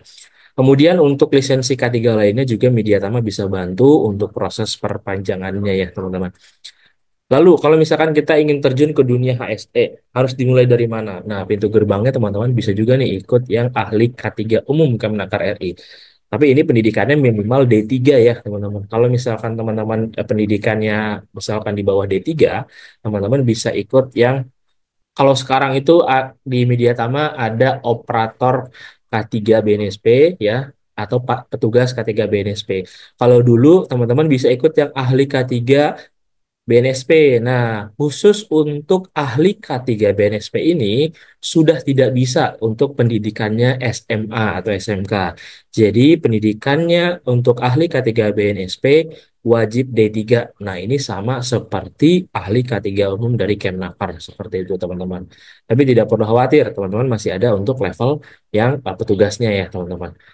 Oke, nah kemudian kalau misalkan kita sudah punya yang ahli K3 umum, pastikan juga teman-teman kalau misalkan ingin lanjut lagi, upgrade skill lagi, bisa upgrade kompetensi ke auditor SMK 3 Kemenaker RI. Nah, di sini kita ada kelas online dan masih ada harga early bird-nya teman-teman sampai dengan 10 Januari. Lalu kita juga ada ahli K3 muda lingkungan kerja dan ini teman-teman akan melakukan nanti blended training ya dan materinya online untuk praktiknya nanti offline. Nanti teman-teman akan mendapatkan sertifikat Hygiene Industri Muda atau HIMU dari BNSP serta SKP dan lisensinya itu dari Kemnaker RI. Untuk teman-teman yang bekerja di kelistrikan, kita juga ada teknisi K3 listrik dan nanti teman-teman akan belajar secara blended training juga dan ini di tanggal 17 Januari ya, dan masih ada harga early bird-nya. Dan pendidikannya adalah minimal SMK kejuruan teknik. Nah, kalau pendidikannya adalah D3 teknik atau S1 teknik bisa ikut yang ahli K3 listrik Kemnaker RI. Tapi bedanya adalah kalau yang ahli K3 listrik ini offline training ya atau tatap muka selama 18 hari. Kemudian untuk teman-teman yang bekerja di sektor konstruksi bisa ikut ahli muda K3 konstruksi. Nah, ini kita akan ada trainingnya di bulan Januari, semuanya di bulan Januari karena untuk di Desember ini sudah tutup ya kemenakernya dan kita akan running di tanggal 13 Januari secara online. Lalu untuk supervisor perancah juga ada, kalau misalkan bapak-bapak yang mengawasi perancah bisa ikut yang supervisor perancah, tapi kalau bapak yang memasang dan membongkar perancah, kita ikutnya yang teknisi K3 perancah. Tentunya untuk kedua pelatihan ini dilakukan secara blended training. Nanti teman-teman baik supervisor perancah maupun teknisi perancah juga akan belajar bagaimana cara memasang dan membongkar perancahnya. Lalu kalau kita di perusahaannya masuk ke dalam tim tanggap darurat bisa ikut petugas peran kebakaran kelas D. Nah, ini teman-teman melakukannya secara blended training. Artinya nanti teman-teman akan melakukan pemadaman api menggunakan fire blanket dan juga APAR. Kemudian kalau sudah punya kelas D, bisa lanjut lagi ke kelas C. Nah, untuk kelas C ini kita ada bundling ya teman-teman, promo bundling dari sertifikat kelas D dan juga kelas C. Harganya ini lebih terjangkau ya kalau untuk yang promo bundlingnya. Silahkan teman-teman bisa manfaatkan untuk promo-promo yang ada di Media Taman. Kemudian untuk petugas P3K kita juga ada di tanggal 13 Januari secara offline atau tatap muka dan ini dilaksanakan selama 3 hari ya. Nah, nanti teman-teman akan melakukan prakteknya juga. Kemudian kalau misalkan teman-teman bekerja di ketinggian, khususnya misalkan masih menggunakan platform perancah, bisa ikut yang TKBD tingkat 2. Tapi kalau pekerjaannya sudah bergelantungan di atas tali, teman-teman ikutnya yang TKPK tingkat 1. Kedua pelatihan ini dilakukan secara blended training, nanti teman-teman akan praktik juga bagaimana caranya bekerja di ketinggian ya tentunya. Kemudian kalau misalkan di perusahaan ada forklift, nah pastikan forkliftnya sudah operatornya sudah memiliki SIO. Nah, Mediatama bisa bantu untuk pembuatan untuk SEO operator forkliftnya ya. Dan ini dilakukan secara blended training. Nanti teman-teman belajar secara online dan prakteknya di Mediatama sudah kami siapkan forkliftnya seperti itu. Kemudian untuk teman-teman yang bekerja di rumah sakit bisa ikut yang K3 Rumah Sakit Kemnaker RI, dan kalau misalkan ingin yang BNSP ambilnya yang paramedis K3 Muda. Kedua pelatihan ini dilakukan secara online training. Kemudian ada juga teknisi K3 ruang terbatas, kita lakukan secara blended training di akhir Januari, teman-teman. Silakan bisa mengikuti untuk teknisi K3 ruang terbatas. Kemudian untuk di sektor migas kita juga ada operasi K3 migas dan juga pengawas K3 migas yang akan dilakukan di tanggal 15 sampai tanggal 17 Januari. Dan ini ada harga early bird-nya lumayan, potongan 1 juta. Silakan teman-teman manfaatkan untuk potongan early bird-nya sampai dengan 5 Januari. Lalu untuk investigasi insiden, nah ini kita ada di tanggal 14 Januari teman-teman. Untuk harga early bird juga sama, potongan 1 juta rupiah. Silakan nanti teman-teman bisa mengikuti pelatihan investigasi insiden ya teman-teman. Ini adalah ATK yang nanti akan teman-teman dapatkan ketika teman-teman menjadi peserta yang nantinya menjadi alumni juga di Mediatama. Maka kalau misalkan pelatihan yang online akan kita kirimkan ya melalui Tiki ke perusahaan ataupun juga ke rumah teman-teman semuanya. Kemudian kalau misalkan nanti pelatihannya adalah offline, nanti kita akan berikan pada saat pelatihan. Lalu kalau misalkan teman-teman ketinggalan nih video-video webinar yang dilaksanakan di Mediatama, tapi teman-teman tetap ingin mendapatkan sertifikat, gimana caranya? Nah, teman-teman bisa langsung membuka platform e-course-nya Mediatama, yaitu Mediatama Learning Academy atau websitenya milea.app. Nah, silakan nanti bisa daftar dulu akunnya di websitenya milea.app. Kemudian teman-teman nanti bisa klik menu kursus, kemudian klik waktu publish yang terbaru. Maka nanti akan ada video-video terbaru yang diupload di webinar-webinar sebelumnya. Nah, kenapa berbayar? Karena nanti teman-teman bisa aksesnya secara mudah dan juga bisa mendapatkan modul serta sertifikatnya. Seperti itu ya. Modulnya ini bisa di-download berupa PDF. Kemudian kalau misalkan teman-teman sedang mencari pekerjaan, silahkan bisa buka mediatama.co.id. Di sini ada menu karir dan silahkan bisa dilamar saja berdasarkan lowongan yang teman-teman inginkan. Kalau teman-teman belum punya CV ya untuk melamar pekerjaan, boleh atau bisa membuat CV secara online di aplikasi Mika dan ini gratis ya. Nanti teman-teman silahkan buka aplikasinya, kemudian buat CV di menu buat CV online ya. Kemudian untuk teman-teman semuanya yang ingin informasi lebih lanjut, silahkan bisa hubungi tim Mediatama, WhatsApp tim sales kami, ada Beni, Risma, Soka, dan juga Amanda. Pastikan teman-teman sudah follow akun sosial media kami di @mediatama, Facebook Tama Mediatama Sertifikasi, dan subscribe channel YouTube-nya Kak Cik Deni, serta follow akun TikTok-nya Kak Cik Deni. Lalu jika ada yang ingin kerjasama sebagai sponsor, bisa hubungi kontak yang tertera di depan layar, atau bahkan untuk teman-teman atau instruktur nih yang ingin mengisi webinar di webinar kolega tiap Sabtu seperti Mbak Tito hari ini, silakan bisa hubungi saya. Ini adalah nomor WhatsApp saya. Nanti teman-teman bisa mengajukan diri untuk menjadi pembicara di webinar kolega Media Tama. Oke, baik. Untuk absensi saya akan berikan sesaat lagi teman-teman. Mohon ditunggu dan silahkan teman-teman mengisi absensinya cukup 1 kali saja dan pastikan berhasil.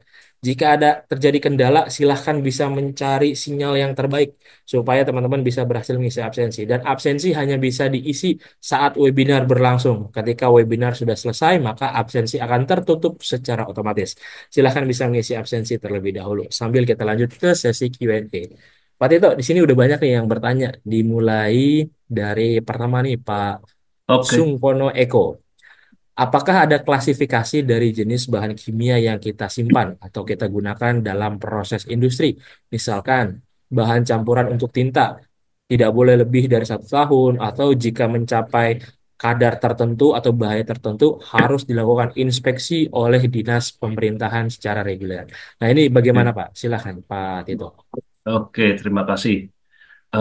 Jadi sepemahaman saya, ini dan mohon maaf jawabannya mungkin kalau nggak tepat atau seperti apa sepemahaman saya, karena saya secara langsung tidak handling lingkungan ya teman-teman ya. Jadi untuk limbah B3 itu nanti apapun ya, kalau kategorinya limbah B3 itu wajib penyimpanan itu maksimal adalah 90 hari di tempat yang sudah ditentukan, contohnya TPS tadi. Apapun yang sudah masuk ya kategori limbah B3. Karena limbah B3 itu nanti ada yang juga kategori non B3 teman-teman ya. Nah, itu juga teman-teman nanti bisa pahami jawabannya sesuai dengan di regulasi sih. Intinya kalau itu material masuk kategori limbah B3 maka penyimpanan itu maksimal adalah 90 hari. Nah, lebih dari itu maka itu udah menjadi tentunya ya menjadi pelanggaran ya. Yang itu tentunya bisa saja apa namanya adanya apa namanya ya pelanggaran lah ya seperti itu teman-teman itu mungkin ya Pak Arif jawaban dari saya. Oke, baik. Seperti itu ya Pak Sungkono untuk jawabannya. Lanjut lagi dari Pak Odinapari. Jika ada serbuk sejenis belerang atau sulfur yang telah mengeras di sudut kecil dalam mesin, bagaimana penanganan untuk membersihkannya? Kalau disemprot-semprot air agak lama dan Ya, mencemar tanah. ya, Kalau cara tercepat dibakarnya gimana, Pak? oke, kebetulan nih pas banget nih, ini di tempat saya juga ada Pak Audi. Jadi salah satu material di tempat kami industri ya saya juga bagian dari tekstil ya, jadi itu kami juga menggunakan sulfur atau belerang tadi. Pertama mungkin saya tampilkan dulu. Jadi belerang ini ada dua ya. Di tempat kami itu ada yang belerang cair dan ada yang curah ya atau bentuknya padatan. Nah kalau padatan itu artinya kami akan produksi dulu nih. Tapi kalau yang cair kami sudah biasanya beli ya langsung dari uh, third party. Nah oke. Nah prosesnya adalah ketika maintenance betul kata Pak Odi. Jadi akan ada potensi tadi ketika pakai air itu memang lama. Kalau pakai panas itu bisa menghasilkan SO2 dan SO3. Itu bisa menyebabkan nggak cuma menyengat. Jadi tenggorokan kita tuh kayak kecekik teman-teman kalau terpapar itu yang sudah melebihi dari ambang batasnya. Nah, maka seperti apa?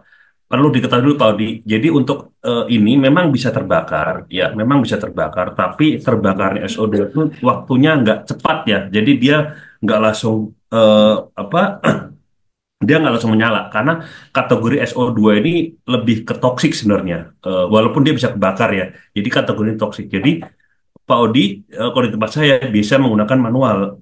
Jadi kalau memang bisa dipotong dulu pipanya, ya berarti dipotong satu sebagian. Atau kalau memang itu bagian dari satu equipment yang besar, berarti ya kita manual. Kalau di tempat saya itu pakainya apa namanya masih manual ya, hand tools lah. Pokoknya jadi dikerok gitu ya. Nanti kita masukkan ke jumbo bag yang jumbo bag itu kalau memang itu kan sulfur itu bagian dari kategori B3, maka ya kita tetapkan di TPS B3. Seperti yang tadi jawaban di nomor satu. Gitu Pak Odi, gitu ya. Oke, baik. Seperti itu ya Pak Odi untuk jawabannya.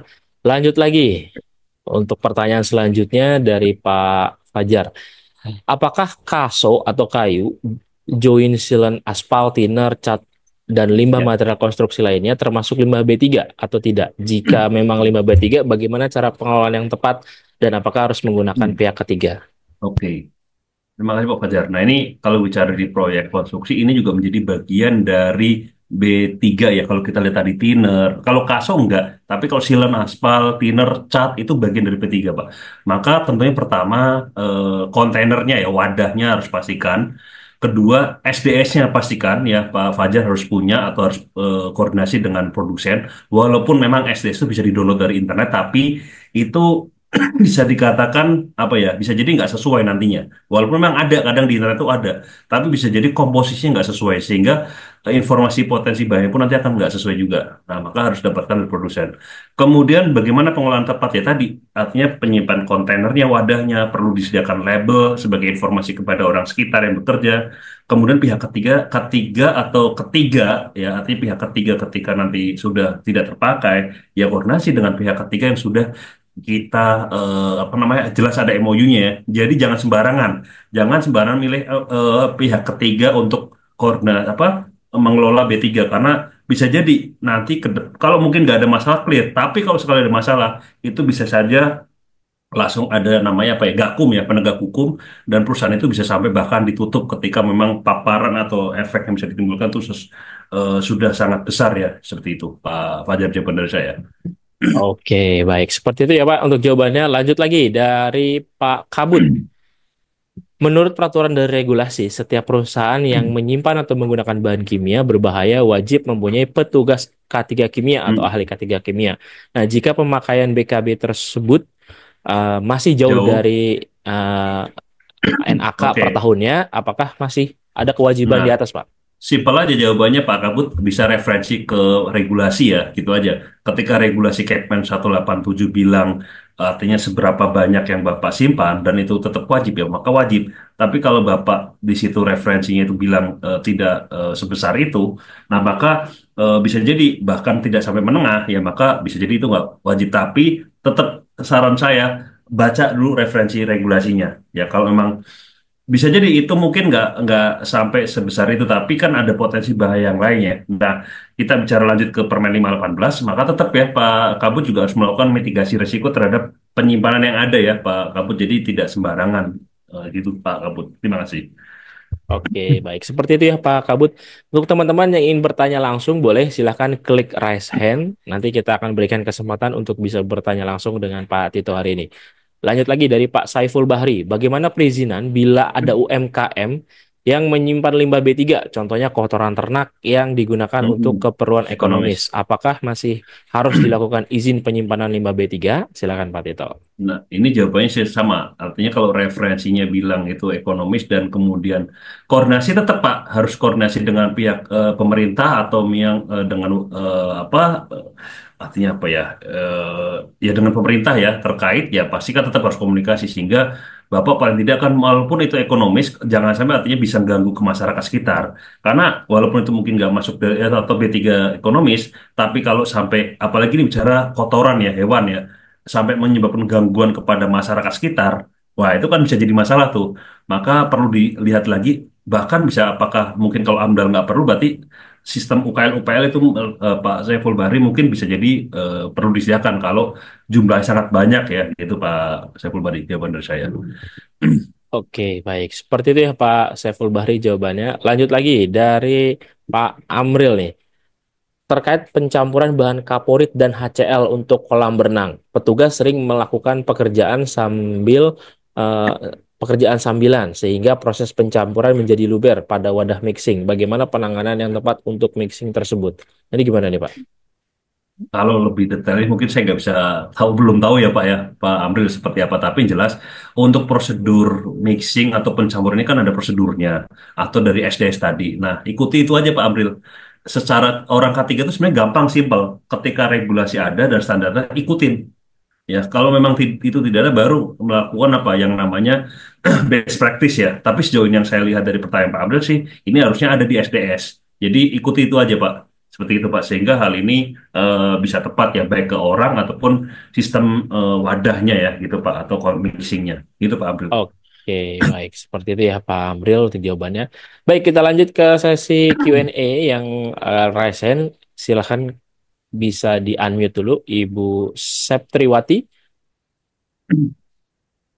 Ya, selamat siang, Ibu Septri. Suaranya sudah masuk? Belum terdengar? Belum nih. Oke, atau Pak Tito, silakan Pak Timothy. Ya, Oke, Pak yang Timothy. Pak. Ya, Silakan Pak Timothy. silakan. Pak, pertanyaan Ya. saya, Pak. Itu kan kalau Mm-mm. kadang-kala tuh perusahaan tuh menggunakan chemical yang udah expired. Mm-mm. Nah, alasannya ya, ini belum habis itu loh. Daripada kita ini jadi nanti tambah dana pengeluaran yang lebih lagi. Pertanyaan saya, Pak, kalau kita menggunakan chemical yang sudah expired, itu ada efek sampingnya nggak, Pak? Ya. Atau emang itu udah nggak bisa digunakan gitu secara Oke, kalau tadi alasannya lebih ke apa namanya ekonomi ya, artinya kan apa? Manajemennya nggak komit terhadap K3, Pak. Sesimpel itu sebenarnya, kan gitu Pak Timothy. Artinya nanti Pak Timothy referensi atau dari spek dari material kimia itu bahkan tidak boleh apa namanya expire. Nah, efek berikutnya jujur secara langsung saya kan nggak tahu tuh material kimianya apa ya. Tapi sebenarnya Pak Timothy bisa dapatkan dari GHS ya, atau informasi kimikal yang ada di wadah atau bungkus kemasan tersebut, Pak. Gitu, Pak Timothy. Tapi masalah terbesarnya adalah tadi kalau saya dengar dari Pak Timothy ngomong, simple. Komitmen manajemennya ini yang perlu diperbaiki. betul, betul, betul. Gitu, Pak. Terima kasih, Pak. Sama-sama, Pak Timothy. Oke, baik. Lanjut lagi, Pak Dita Sutanto. Silakan, Pak Dita. Baik, terima kasih Pak. Ya, Pak, jadi ini saya ingin bertanya Pak. Jadi ini pengalaman dari proyek-proyek saya sebelumnya Pak ya. Biasanya di proyek itu kan kita menghasilkan limbah B3 Pak ya. Contohnya oli bekas ya. Kita kan setiap alat berat itu setiap 200 jam atau sebulan sekali itu kan ganti oli. Nah permasalahan ini menyimpan itu Pak. Karena kan secara peraturan itu harus ada TPS berizin Pak ya. TPS Ya. B3. Nah kita ini nggak ada. Itu solusinya gimana Pak? Pak Dita Susanto ini statusnya di side project, Bapak sebagai Sakon gitu atau itu di mana? Di set project Pak. Oke, Sebagai kalau satgas, Bapak di side project itu kan Mm-mm. ada kliennya ya. Ya ada klien. Nah, Bapak coba koordinasi dengan kliennya. Harusnya klien itu nanti punya TPS B3, Pak. Nah itu Atau ya. minimal kontrak konstruksi di situ sudah ditetapkan, Pak. Jadi bicara konstruksi, itu Ya. sebelum jalannya proses konstruksi itu wajib hal-hal poin-poin, apalagi bicara B3 itu wajib disiapkan tempatnya, Pak. Ya, itu Nah, masalahnya maka Pak. iya. Klien kita tuh kebanyakan memang nggak ada dari tiga jadi itu Pak. Gimana? Nah, Apa gini mak Pak? Kadang kan kita juga ada vendor alat Pak ya. Dia ngepak oli. Nah sama vendor alat itu dibawa ke workshopnya mereka. Itu iya, gimana? itu Kan nggak apa-apa Pak. is okay. It's Tapi okay. pastikan ya dalam proses apa namanya sebelumnya komunikasi harus tetap dari pihak Dinas Lingkungan Hidup atau di Disnaker setempat harus tahu, Nah, Pak. Itu harus iya, tahu karena jangan sampai nanti Bapak membawa tadi tetapi sistem ataupun unitnya nggak sesuai. Nah, ini bisa jadi masalah nih. iya. Gitu, Pak Dita. Banyak kan gitu Jadi, Pak. Proyek konstruksi mayoritas di Indonesia ya nggak ada Pak TPS-B3. paham, Pak, karena saya dulu Permasalahan kita di situ. saya Gitu juga Pak. sebelum sekarang di konstruksi, Pak. Jadi gambaran apa yang Oh iya disampaikan Pak. Pak Dita clear. Iya Pak. Itu aja nih Pak. Terima kasih. Ya, sama-sama Pak Dita Iya. Susanto. Oke, lanjut lagi Pak Rusmin Almin. Silahkan Pak Rusmin. Bisa di-unmute terlebih dahulu Pak Rusmin. Ya, selamat sore Pak. Ya, sore Pak. Sore. Silakan. Ya, saya dari Maluku Utara. Saat ini kebetulan bekerja di industri pengolahan nikel dan salah satu bahan baku konsentran yang dipakai di sini juga adalah sulfur. Ketika terjadi produksi, terjadi juga pembakaran. Nah, sehingga dia teroksidasi. Nah, H2S dan SO2 ini sangat beracun sekali dan itu sangat berpengaruh terhadap manusia di sekitar pekerjaan kita di sini. Maka nilai ambang batas PPN itu terhadap kesehatan manusia dan cara penanganannya seperti gimana, Pak? Clear. Artinya Pak Rusmin pertama, Pak Rusmin tadi udah tahu ya, artinya Pak Rusmin jelas di tempat kerja Pak Rusmin ada sulfur penggunaannya dan kemudian dari proses pembakaran itu secara kimiawi akan menghasilkan terutama SO2 ya Pak ya, SO2 dan SO2, SO3. Nah, Pak Rusmin pertama gini, Pak Rusmin secara engineering control atau eliminasi agak sulit saya akui. Ya, menghilang itu bahaya agak sulit. Substitusi artinya Pak Rusmin bisa nggak melakukan penggantian lokasi kerjanya dulu Pak? Dan ini kayaknya agak-agak sulit juga Pak Rusmin ya. Iya, ya, Pak. Oke, berarti yang ketiga Pak, artinya Pak Rusmin perlu pertama menyediakan yang namanya gas detektor Pak. Gas detektor ini ada yang fix, ada yang portable. Jujur kalau tempat kami untuk area-area seperti seperti blower atau lin gas ya, artinya yang potensi ada bahaya itu di sekitar area tersebut kita udah pasang Pak. Dan ini yang masangnya adalah pihak instrumen ya, itu yang kami masang tadi. Nah ditambahkan karena di tempat kami ini jelas ada S2S, kemudian SO2 ya, maka PGD, personal gas detector tadi, itu adalah menjadi tambahan APD yang kami siapkan, Pak, untuk personil. Ya, jadi kami siapkan, Pak, untuk mengetahui bahwa di situ aman nggak. Kemudian kita perlu karena itu udah bahayanya gas, maka poin yang keempat dulu, Pak Rusmin harus paham dulu terkait dengan STS-nya ya, informasi tadi. Berapa sih paparan dan segala macam. Artinya orang yang di sekitar tadi itu perlu training dulu, Pak. Dipahami dulu. Ya, training terkait dengan bahaya yang ada, gitu ya, Pak Rusmin. Apa yang pemahaman Pak Rusmin ini harus disampaikan kepada pekerja. Dan akhirnya pilihan terakhir, Pak, yaitu apa? APD. Pak Rusmin mau tidak mau wajib memberikan APD tambahan berupa apa? Mungkin bisa jadi gas mas. Seperti hal tempat saya Pak Rusmin. Kami gas mas itu wajib Pak untuk beberapa titik ya yang sudah kami tentukan atau berdasarkan mitigasi resiko yang sebelumnya kami lakukan. Nah itu Pak Rusmin. Ini mungkin menyambung dari pertanyaan yang lain juga mungkin Pak Arief. Jadi ada yang tadi menyambung pertanyaan Pak SJPA itu bagian dari APD bukan? Wajib enggak? Kalau di tempat saya SJPA itu adalah edisional. Yang wajib itu gas mas. yang half ya, yang half. Kalau SCB itu sifatnya addisional. Karena ju- itu Pak Rusmin, mungkin tambahan Oh, untuk Pak Rusmin juga. oh, oke, oke. Siap, siap. Oke, Tempatnya gimana Pak Rusmin? Secara engineering control juga ya, itu ya Pak Rusmin ya. Ya, siap, siap. Oke, oke, itu Pak Rusmin. baik. Seperti itu ya Pak Rusmin untuk jawabannya. Kita lanjut lagi di kolom Q&A ini dari Pak Aryo nih Pak. Untuk pengumpulan B3 itu kan tadi Pak Tito bilang minimal 90 hari. Itu 90 hari ya Pak ya? Iya, Nah, 10 hari. sedangkan untuk seperti tinta printer, botol gitu atau baterai, Mm-mm. kalau 90 hari baru terkumpul sedikit. Nah, ini gimana penanganannya Pak? Atau tunggu sampai banyak dulu atau buang sedikit-sedikit nih Pak? Silakan Kalau Pak. secara pastinya sih saya eh, tetap 90 hari yang kita pakai sih biasanya Pak. Kalau mungkin itu nanti lebih lanjut komunikasi dengan Disnaker ya ininya. Karena tadi saya bilang mungkin Pak Arief dan teman-teman, saya bukan spesialis di lingkungan ya. Saya hanya untuk berbicara K3 kimia, tapi secara spesifik lingkungan saya mungkin yang nggak banyak terlibat di sana. Jadi baiknya nanti sistem komunikasi dengan dinas ya terkait gitu Pak. Siapa tadi pertanyaan itu? Dari Pak Aryo. Ya gitu Pak Aryo Oke. ya. Baik, seperti itu ya Pak Aryo untuk jawabannya. Lanjut lagi dari Pak Ihvan Maulana. Apakah Subkon bisa manggil pihak kedua untuk pembongkar limbah B3 yang kita miliki di sebuah proyek, Pak? Ini pihak ketiga kayaknya. Ini jawaban yang tadi Pak, kurang lebih Oh, sama. ini yang tadi. Jadi Oh, ini kita sama ya. Oke. kurang lebih ya tadi. Oke. Lanjut lagi. Ini terkait perihal MOC. manajemen of change. Nah, boleh dibantu jelaskan kembali, Pak? Secara singkat ya Pak Suyanto, ini referensinya diambil dari ISO 4501. MOC ini dilakukan ketika ada perubahan terhadap apa? Alat, orang, struktur organisasi ya, atau bagaimana sistem operasional yang ada. Nah, ketika ada perubahan tadi, itu wajib adanya mitigasi atau namanya management of change tadi. Sehingga adanya apa namanya analisa dulu ya, artinya kenapa perlu dilakukan perubahan. Dan jangan sampai ketika adanya perubahan ini adanya apa potensi bahaya baru gitu ya atau biasanya ada bahaya baru artinya bahaya baru itu perlu dilakukan mitigasi juga jadi jangan langsung berubah gitu kurang lebih. Nah kalau kita bicara IMOC ini nanti ada form atau aplikasi ya yang itu nanti Pak Suyanto itu silakan itu ada jelas kok di ISO 4501 formnya seperti apa informasi apa saja yang harus ada itu di sana ada Pak Suyanto. Jadi mungkin jawaban saya kurang lebih seperti itu Pak Suyanto ya. Terima kasih. Oke, baik. Seperti itu Pak Suyanto. Lanjut lagi terkait dengan pekerja yang sering terpapar bahan kimia nih Pak. Nah, ini mekanisme MCU-nya bagaimana? Apakah sama seperti MCU pada umumnya atau berbeda Pak? Silahkan Pak Tito. Oke, pertama bicara MCO itu nanti regulasinya ada banyak ya, ada Undang 170, ada Permen 282, ada Permen 187 tadi.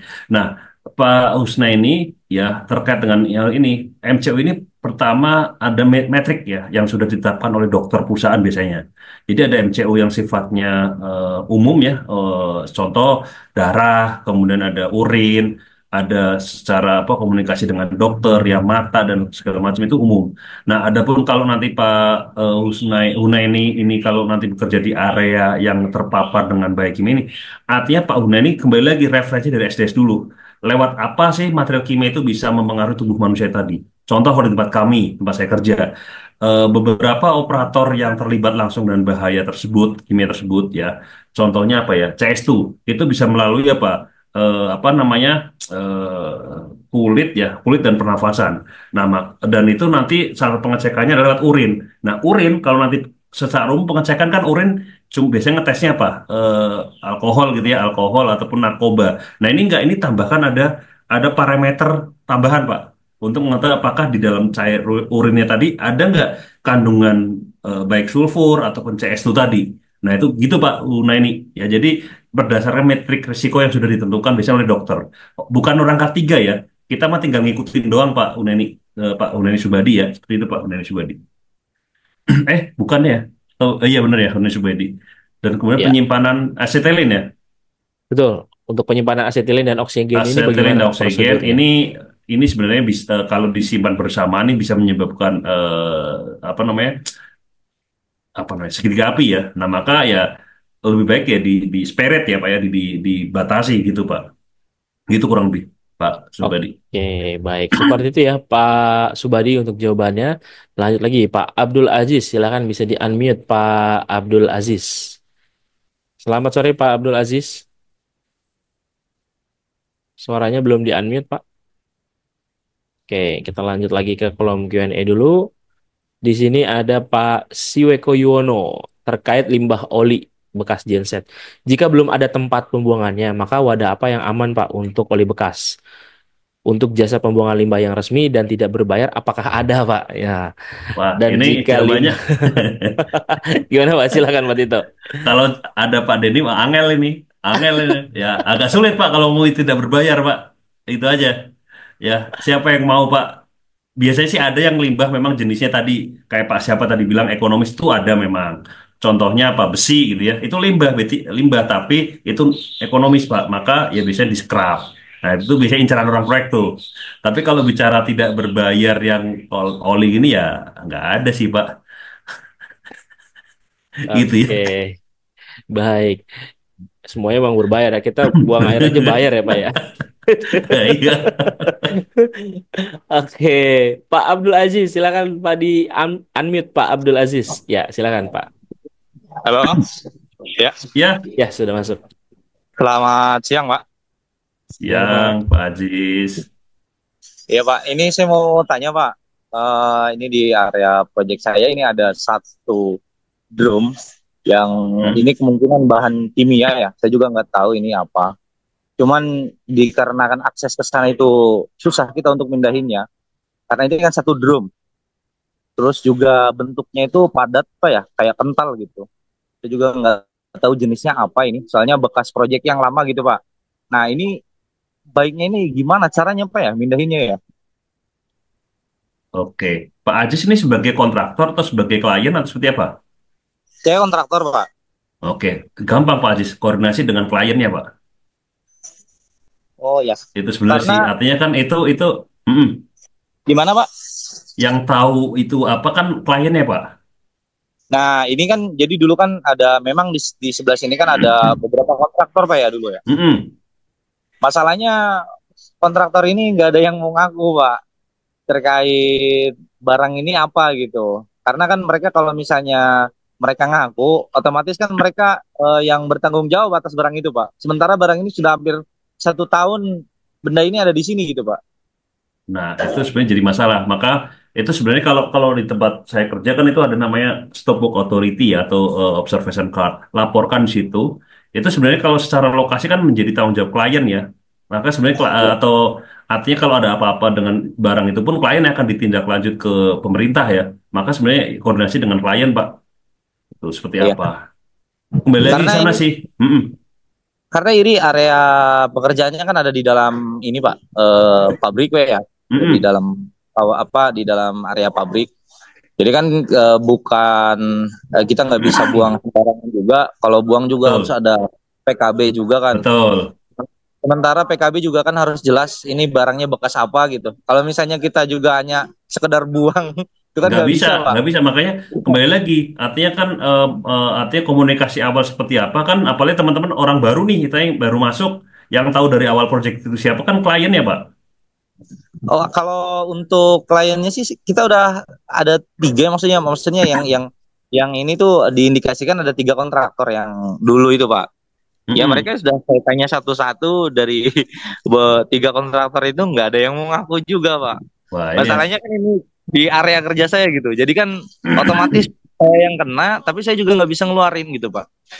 ya tadi ya ujungnya ya tetap mau nggak mau ya. Ini karena saya sekarang posisinya ada di klien, tapi saya juga pernah jadi kontraktor.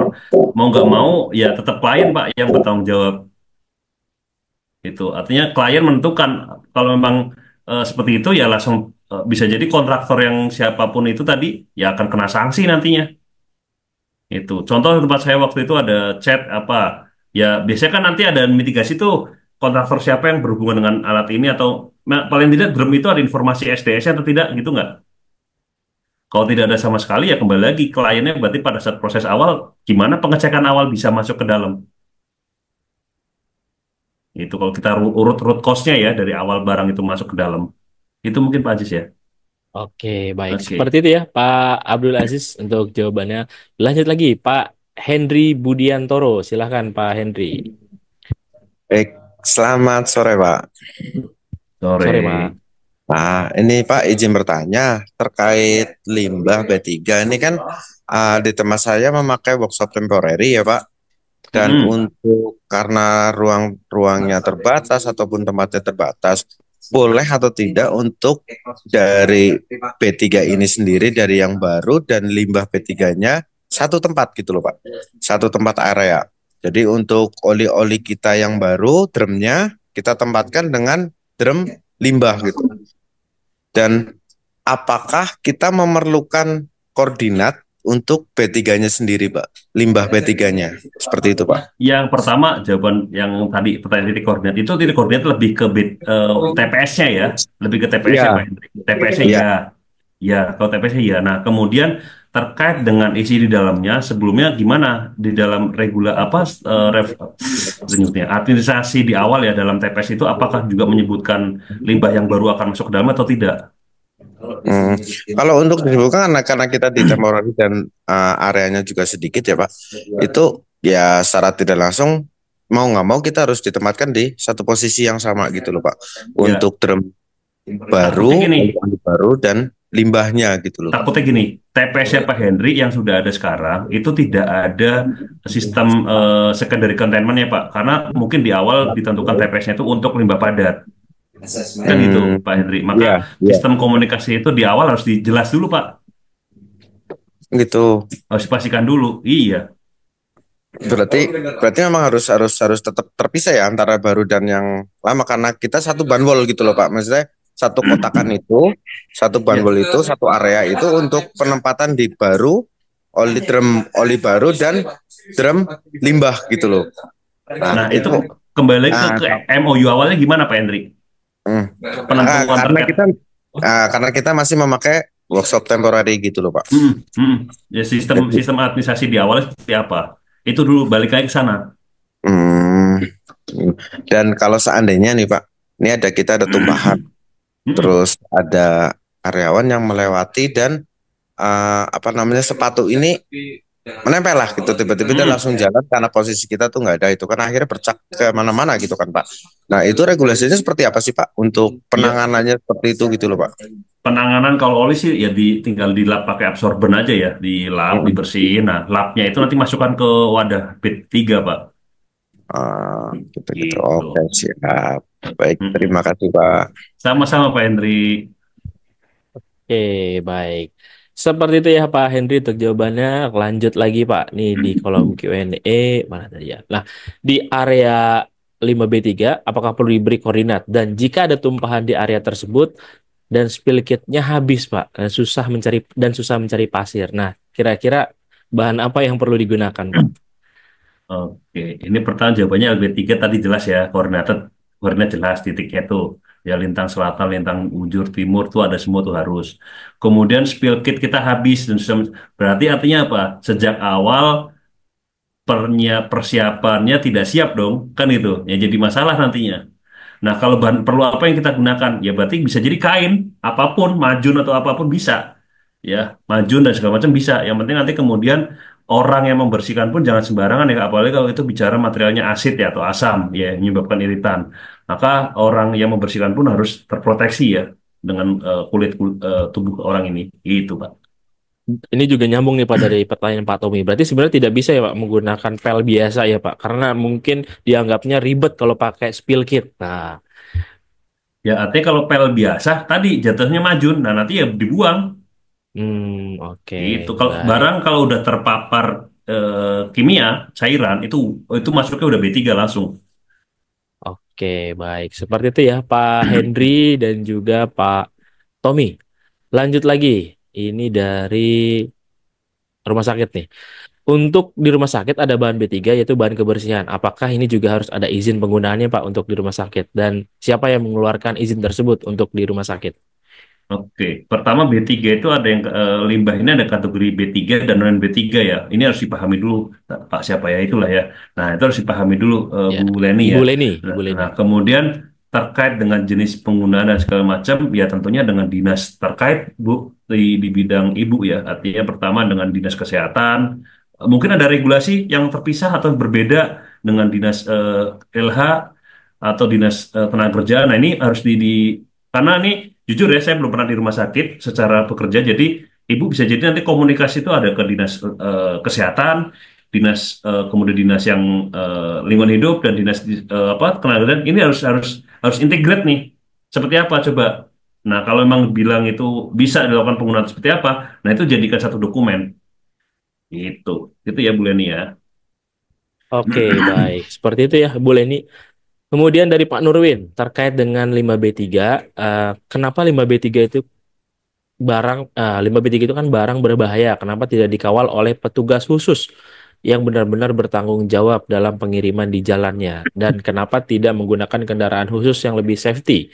Dan hal ini nggak ditegaskan. Nah, ini gimana Pak? Mungkin Enggak. kasus-kasus yang tadi ya, Oh itu tadi, gimana ini Pak? Ah, sebenarnya kalau bicara tadi transporter atau material truk-truk kimia itu harus terdaftar ya. Artinya ini dinas lingkungan hidup, dinas kemudian disnaker setempat dan dishub ya. Ini wajib ada. Ditambah adanya apa? Kenapa harus dishub? KIR ya. Apa terkait dengan unit transportasi itu kan wajib ada KIR ya teman-teman ditambahkan itu. Nah itu artinya nanti di dinas perhubungan juga akan mengecek tuh. Oh ini untuk apa kimia? Maka apa namanya spek-spek khusus itu wajib ditetapkan tadi. Nah cuma mohon maaf nih Pak Nurwin atau teman-teman yang lain. Mohon maaf terkadang ada apa? Ini saya bilang aja oknum lah. Ya, kadang ada oknum yang bermain, artinya memudahkan. Bisa jadi dokumen untuk unit tersebut bisa jalan, ini dimudahkan, tapi dengan catatan yang tadi ada hal-hal yang mungkin udahlah, ini doang, udah mudah itu. Oknum tadi nggak semuanya ya. Ini ada kemungkinan soalnya, mohon maaf nih saya bilang ya. Ini karena bicara K3 ini ya seperti itulah teman-teman, gitu ya, gitu. oke, Jadi baik. mm-mm. Seperti itu ya Pak Nurwin untuk jawabannya. Lanjut lagi dari Pak Murtala Ade. Apa saja standar keselamatan yang berlaku untuk pengolahan bahan kimia di tempat kerja? Bagaimana prosedur identifikasi penilaian bahaya kimia di lingkungan kerja? Silakan Pak. Ini sebenarnya ada semua di materi saya tadi. Jadi sejak awal teman-teman harus paham dulu standar dan regulasi ya yang mengatur. Itu untuk jadikan sebagai referensi ya Pak Murtala dan teman-teman yang lain. Kemudian artinya proses identifikasi pun teman-teman ya gampangnya artinya ketahui dulu material apa yang kalian simpan. Dan seberapa banyak kan kalian bisa hitung tuh dengan tim ya. Artinya dihitung seberapa banyak. Nah kemudian pengendalian apa yang dibutuhkan ya nanti disesuaikan dengan regulasi yang ada kembali lagi. Jadi kan SOP, jadi kan standar. Nah yang paling penting lagi apa? Komitmen dari manajemennya. Teman-teman bisa membuat ini, bisa membuat itu tanpa komitmen dari manajemen, ini sulit, jujur. Maka yang paling penting lagi adalah komitmen manajemen setelah teman-teman membuat ini itu, nah oke atau tidak. Karena tentunya bicara K3 ini nggak murah ya, jujur ya. Maka harus dipersiapkan itu semua. Gitu. Itu Pak Oke, Murtal dan rekan-rekan. baik. Satu pertanyaan lagi dari Ibu Dwi mengenai limbah karbon ya Pak. Berapa lama efek yang akan muncul pada orang yang sering bekerja dengan serbuk karbon yang tidak menggunakan masker? Oke, karbon atau biasanya katalis ya. Ini bisa nyebabin, kalau tidak salah, ini paling cepat itu bisa nyebabin muntah darah. Ya Dwi ya, ini setahu saya ya. Kemudian dan efeknya tuh nggak lama Bu. Biasanya dalam waktu mungkin seminggu aja kalau orang ini terpapar dan pemilihan masker yang tidak sesuai, ya. Mending kalau tidak menggunakan masker, ini pakai bukan, sorry kalau tidak menggunakan masker parah banget. Ini pakai masker tapi nggak sesuai contoh apa? Kadang orang itu menggampangkan. Oh saya udah pakai masker, masker saya apa? Masker medis. Nah, ini kan artinya speknya berbeda nih. Artinya ada ukuran partikel yang tetap bisa tembus. Kan itu. Artinya Bu Dwi harus hitung dulu. Ya, artinya tidak. Kalau tidak menggunakan masker kan parah banget, Bu. Tapi ya jadi itu Bu Dwi jawaban dari saya ya. Oke, oke, baik. Seperti itu, Bu Dwi. Lanjut lagi dari Pak Agi. Untuk sarung tangan yang terkena limbah B3, oli atau minyak nih, Pak. Oh, Boleh di udah laundry jelas nggak, ini Pak? B3. Boleh di Udah laundry jelas nggak itu. nih, Pak? Ini mah udah jelas. Mohon maaf ya, saya bilang aja manajemennya koret ini mah. Jadi nggak boleh Manajemen di parah laundry ini kalau ya. bikin udah. Oke. Hasil laundrynya itu malah jadi B3 lagi ya, Pak ya. Nah, itu. Oke. Oke, lanjut lagi dari Pak Dejan. Dalam pemberian simbol pada wadah atau tangki bahan kimia, apakah lebih baik memasang simbol GHS sesuai SDS-nya atau perlu juga ditambahkan Oke, simbol NFPA? Atau boleh salah satunya, Pak? Silakan, nih Pak Tito. Mas Mas Dejan Japri aja ngapain di sini Japri aja ya temen ini. Oke, mungkin teman-teman ya dari pertanyaan Mas Dejan ini, jadi gini, untuk pemilihan GHS ataupun NFPA, karena ada berbeda nih. Jadi kalau GHS itu yang tadi saya tampilkan, kalau NFPA itu bisa bentuknya NFPA label diagonal. Jujur kalau tempat kami pakainya GHS. Kenapa? Karena ini baik NFPA ataupun GHS sama-sama ya, sama-sama bagusnya. Tetapi kalau menurut kami, berdasarkan pemahaman kita di perusahaan kita, untuk penggunaan label NFPA label diagonal itu lebih sulit pemahamannya karena apa namanya persepsi untuk menentukan apakah ini masuk kategori level 1, 2, atau 3, atau 4 ini bisa jadi perusahaan itu bisa jadi nggak sesuai dan ini artinya bisa jadi menimbulkan interpretasi kepada personil yang mungkin bukan di bidang K3 ya. Nah, maka ditentukan satu langsung. Oh, ini iritan, oh ini korosif sehingga gampang kalau pakai GHS yang tadi saya tampilkan. Itu Mas Dejan ya. Oke, seperti itu ya Pak Dejan. Oke. Satu pertanyaan lagi nih Pak dari Pak Nurwin lagi. Di setiap pabrik yang produksi limbah B3, bisa tidak untuk pihak ketiganya menyetop pengiriman limbah B3 yang kedarannya tidak safety Oh, udah atau tidak jelas. layak? Udah jelas Pak, harus, bisa banget. Tapi gini, Pak Nurwin berani nggak? Nah, gitu aja. Nah, kembali lagi, ini poinnya apa? Di mana komitmen manajemen. Artinya Pak Nurwin dan teman-teman bicara K3, apapun, kalau bicara ini nggak aman, itu pertama harus jelas. Perusahaan harus punya namanya policy, ya kebijakan K3-nya.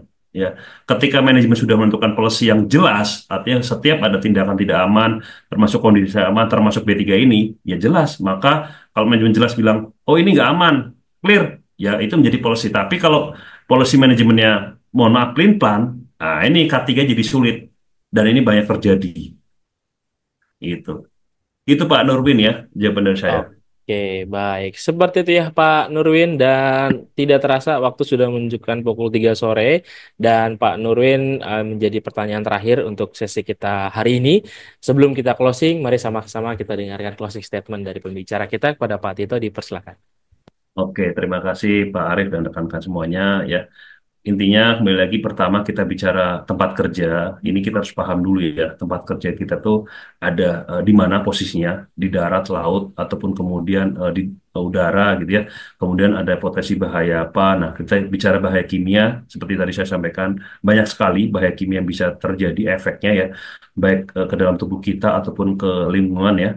Dan ini bisa baik bersifat kronik ataupun akut. Tentunya bicara pengendalian bahaya ataupun bicara K3 ini sangat penting untuk kita lakukan ya. Dan kemudian pentingnya manajemen selalu mendukung K3 ya, tidak hanya mendukung secara industrinya saja atau produksi saja. Karena bicara K3 ini kalau kita jaga dengan baik ini bisa meningkatkan produktivitas teman-teman. Nah, ini yang kita tentunya mau ya semuanya. Gitu rekan-rekan. Terima kasih Pak Arief. Oke, baik. Terima kasih ya teman-teman semuanya sudah hadir di webinar hari ini dan terima kasih juga Pak Tito sudah Sama-sama. kembali sharing ya di webinar hari ini. Mudah-mudahan nanti kita ada tanggal lagi yang akan kita laksanakan bersama Pak Tito untuk di tahun depan. Terima kasih banyak teman-teman semuanya sudah hadir. Jangan lupa mengisi absensi dan absensi hanya bisa diisi ketika webinar ini masih berlangsung. Kalau misalkan sudah ditutup maka otomatis absensinya sudah tidak bisa diisi kembali. Baik, seperti janji saya tadi di awal, ya kita akan berikan satu door prize untuk satu orang pemenang terkait dengan sertifikasi auditor SMK3. Teman-teman dan Mbak Tito jangan dulu kemana-mana, kita saksikan sama-sama siapakah yang akan mendapatkan door prize untuk sertifikasi auditor SMK3 hari ini. Dan kita putarkan, nanti persyaratannya adalah kalau misalkan teman-teman namanya muncul, silahkan teman-teman bisa raise hand dan kalau misalkan nanti teman-teman muncul wajib untuk persyaratan mengikuti auditornya adalah wajib sudah pernah ahli K3 umum terlebih dahulu ya teman-teman. Oke, kita putarkan. Yusnia Eka. Nah, kita cari dulu Yusnia Eka apakah ada? Tidak ada. Putar lagi.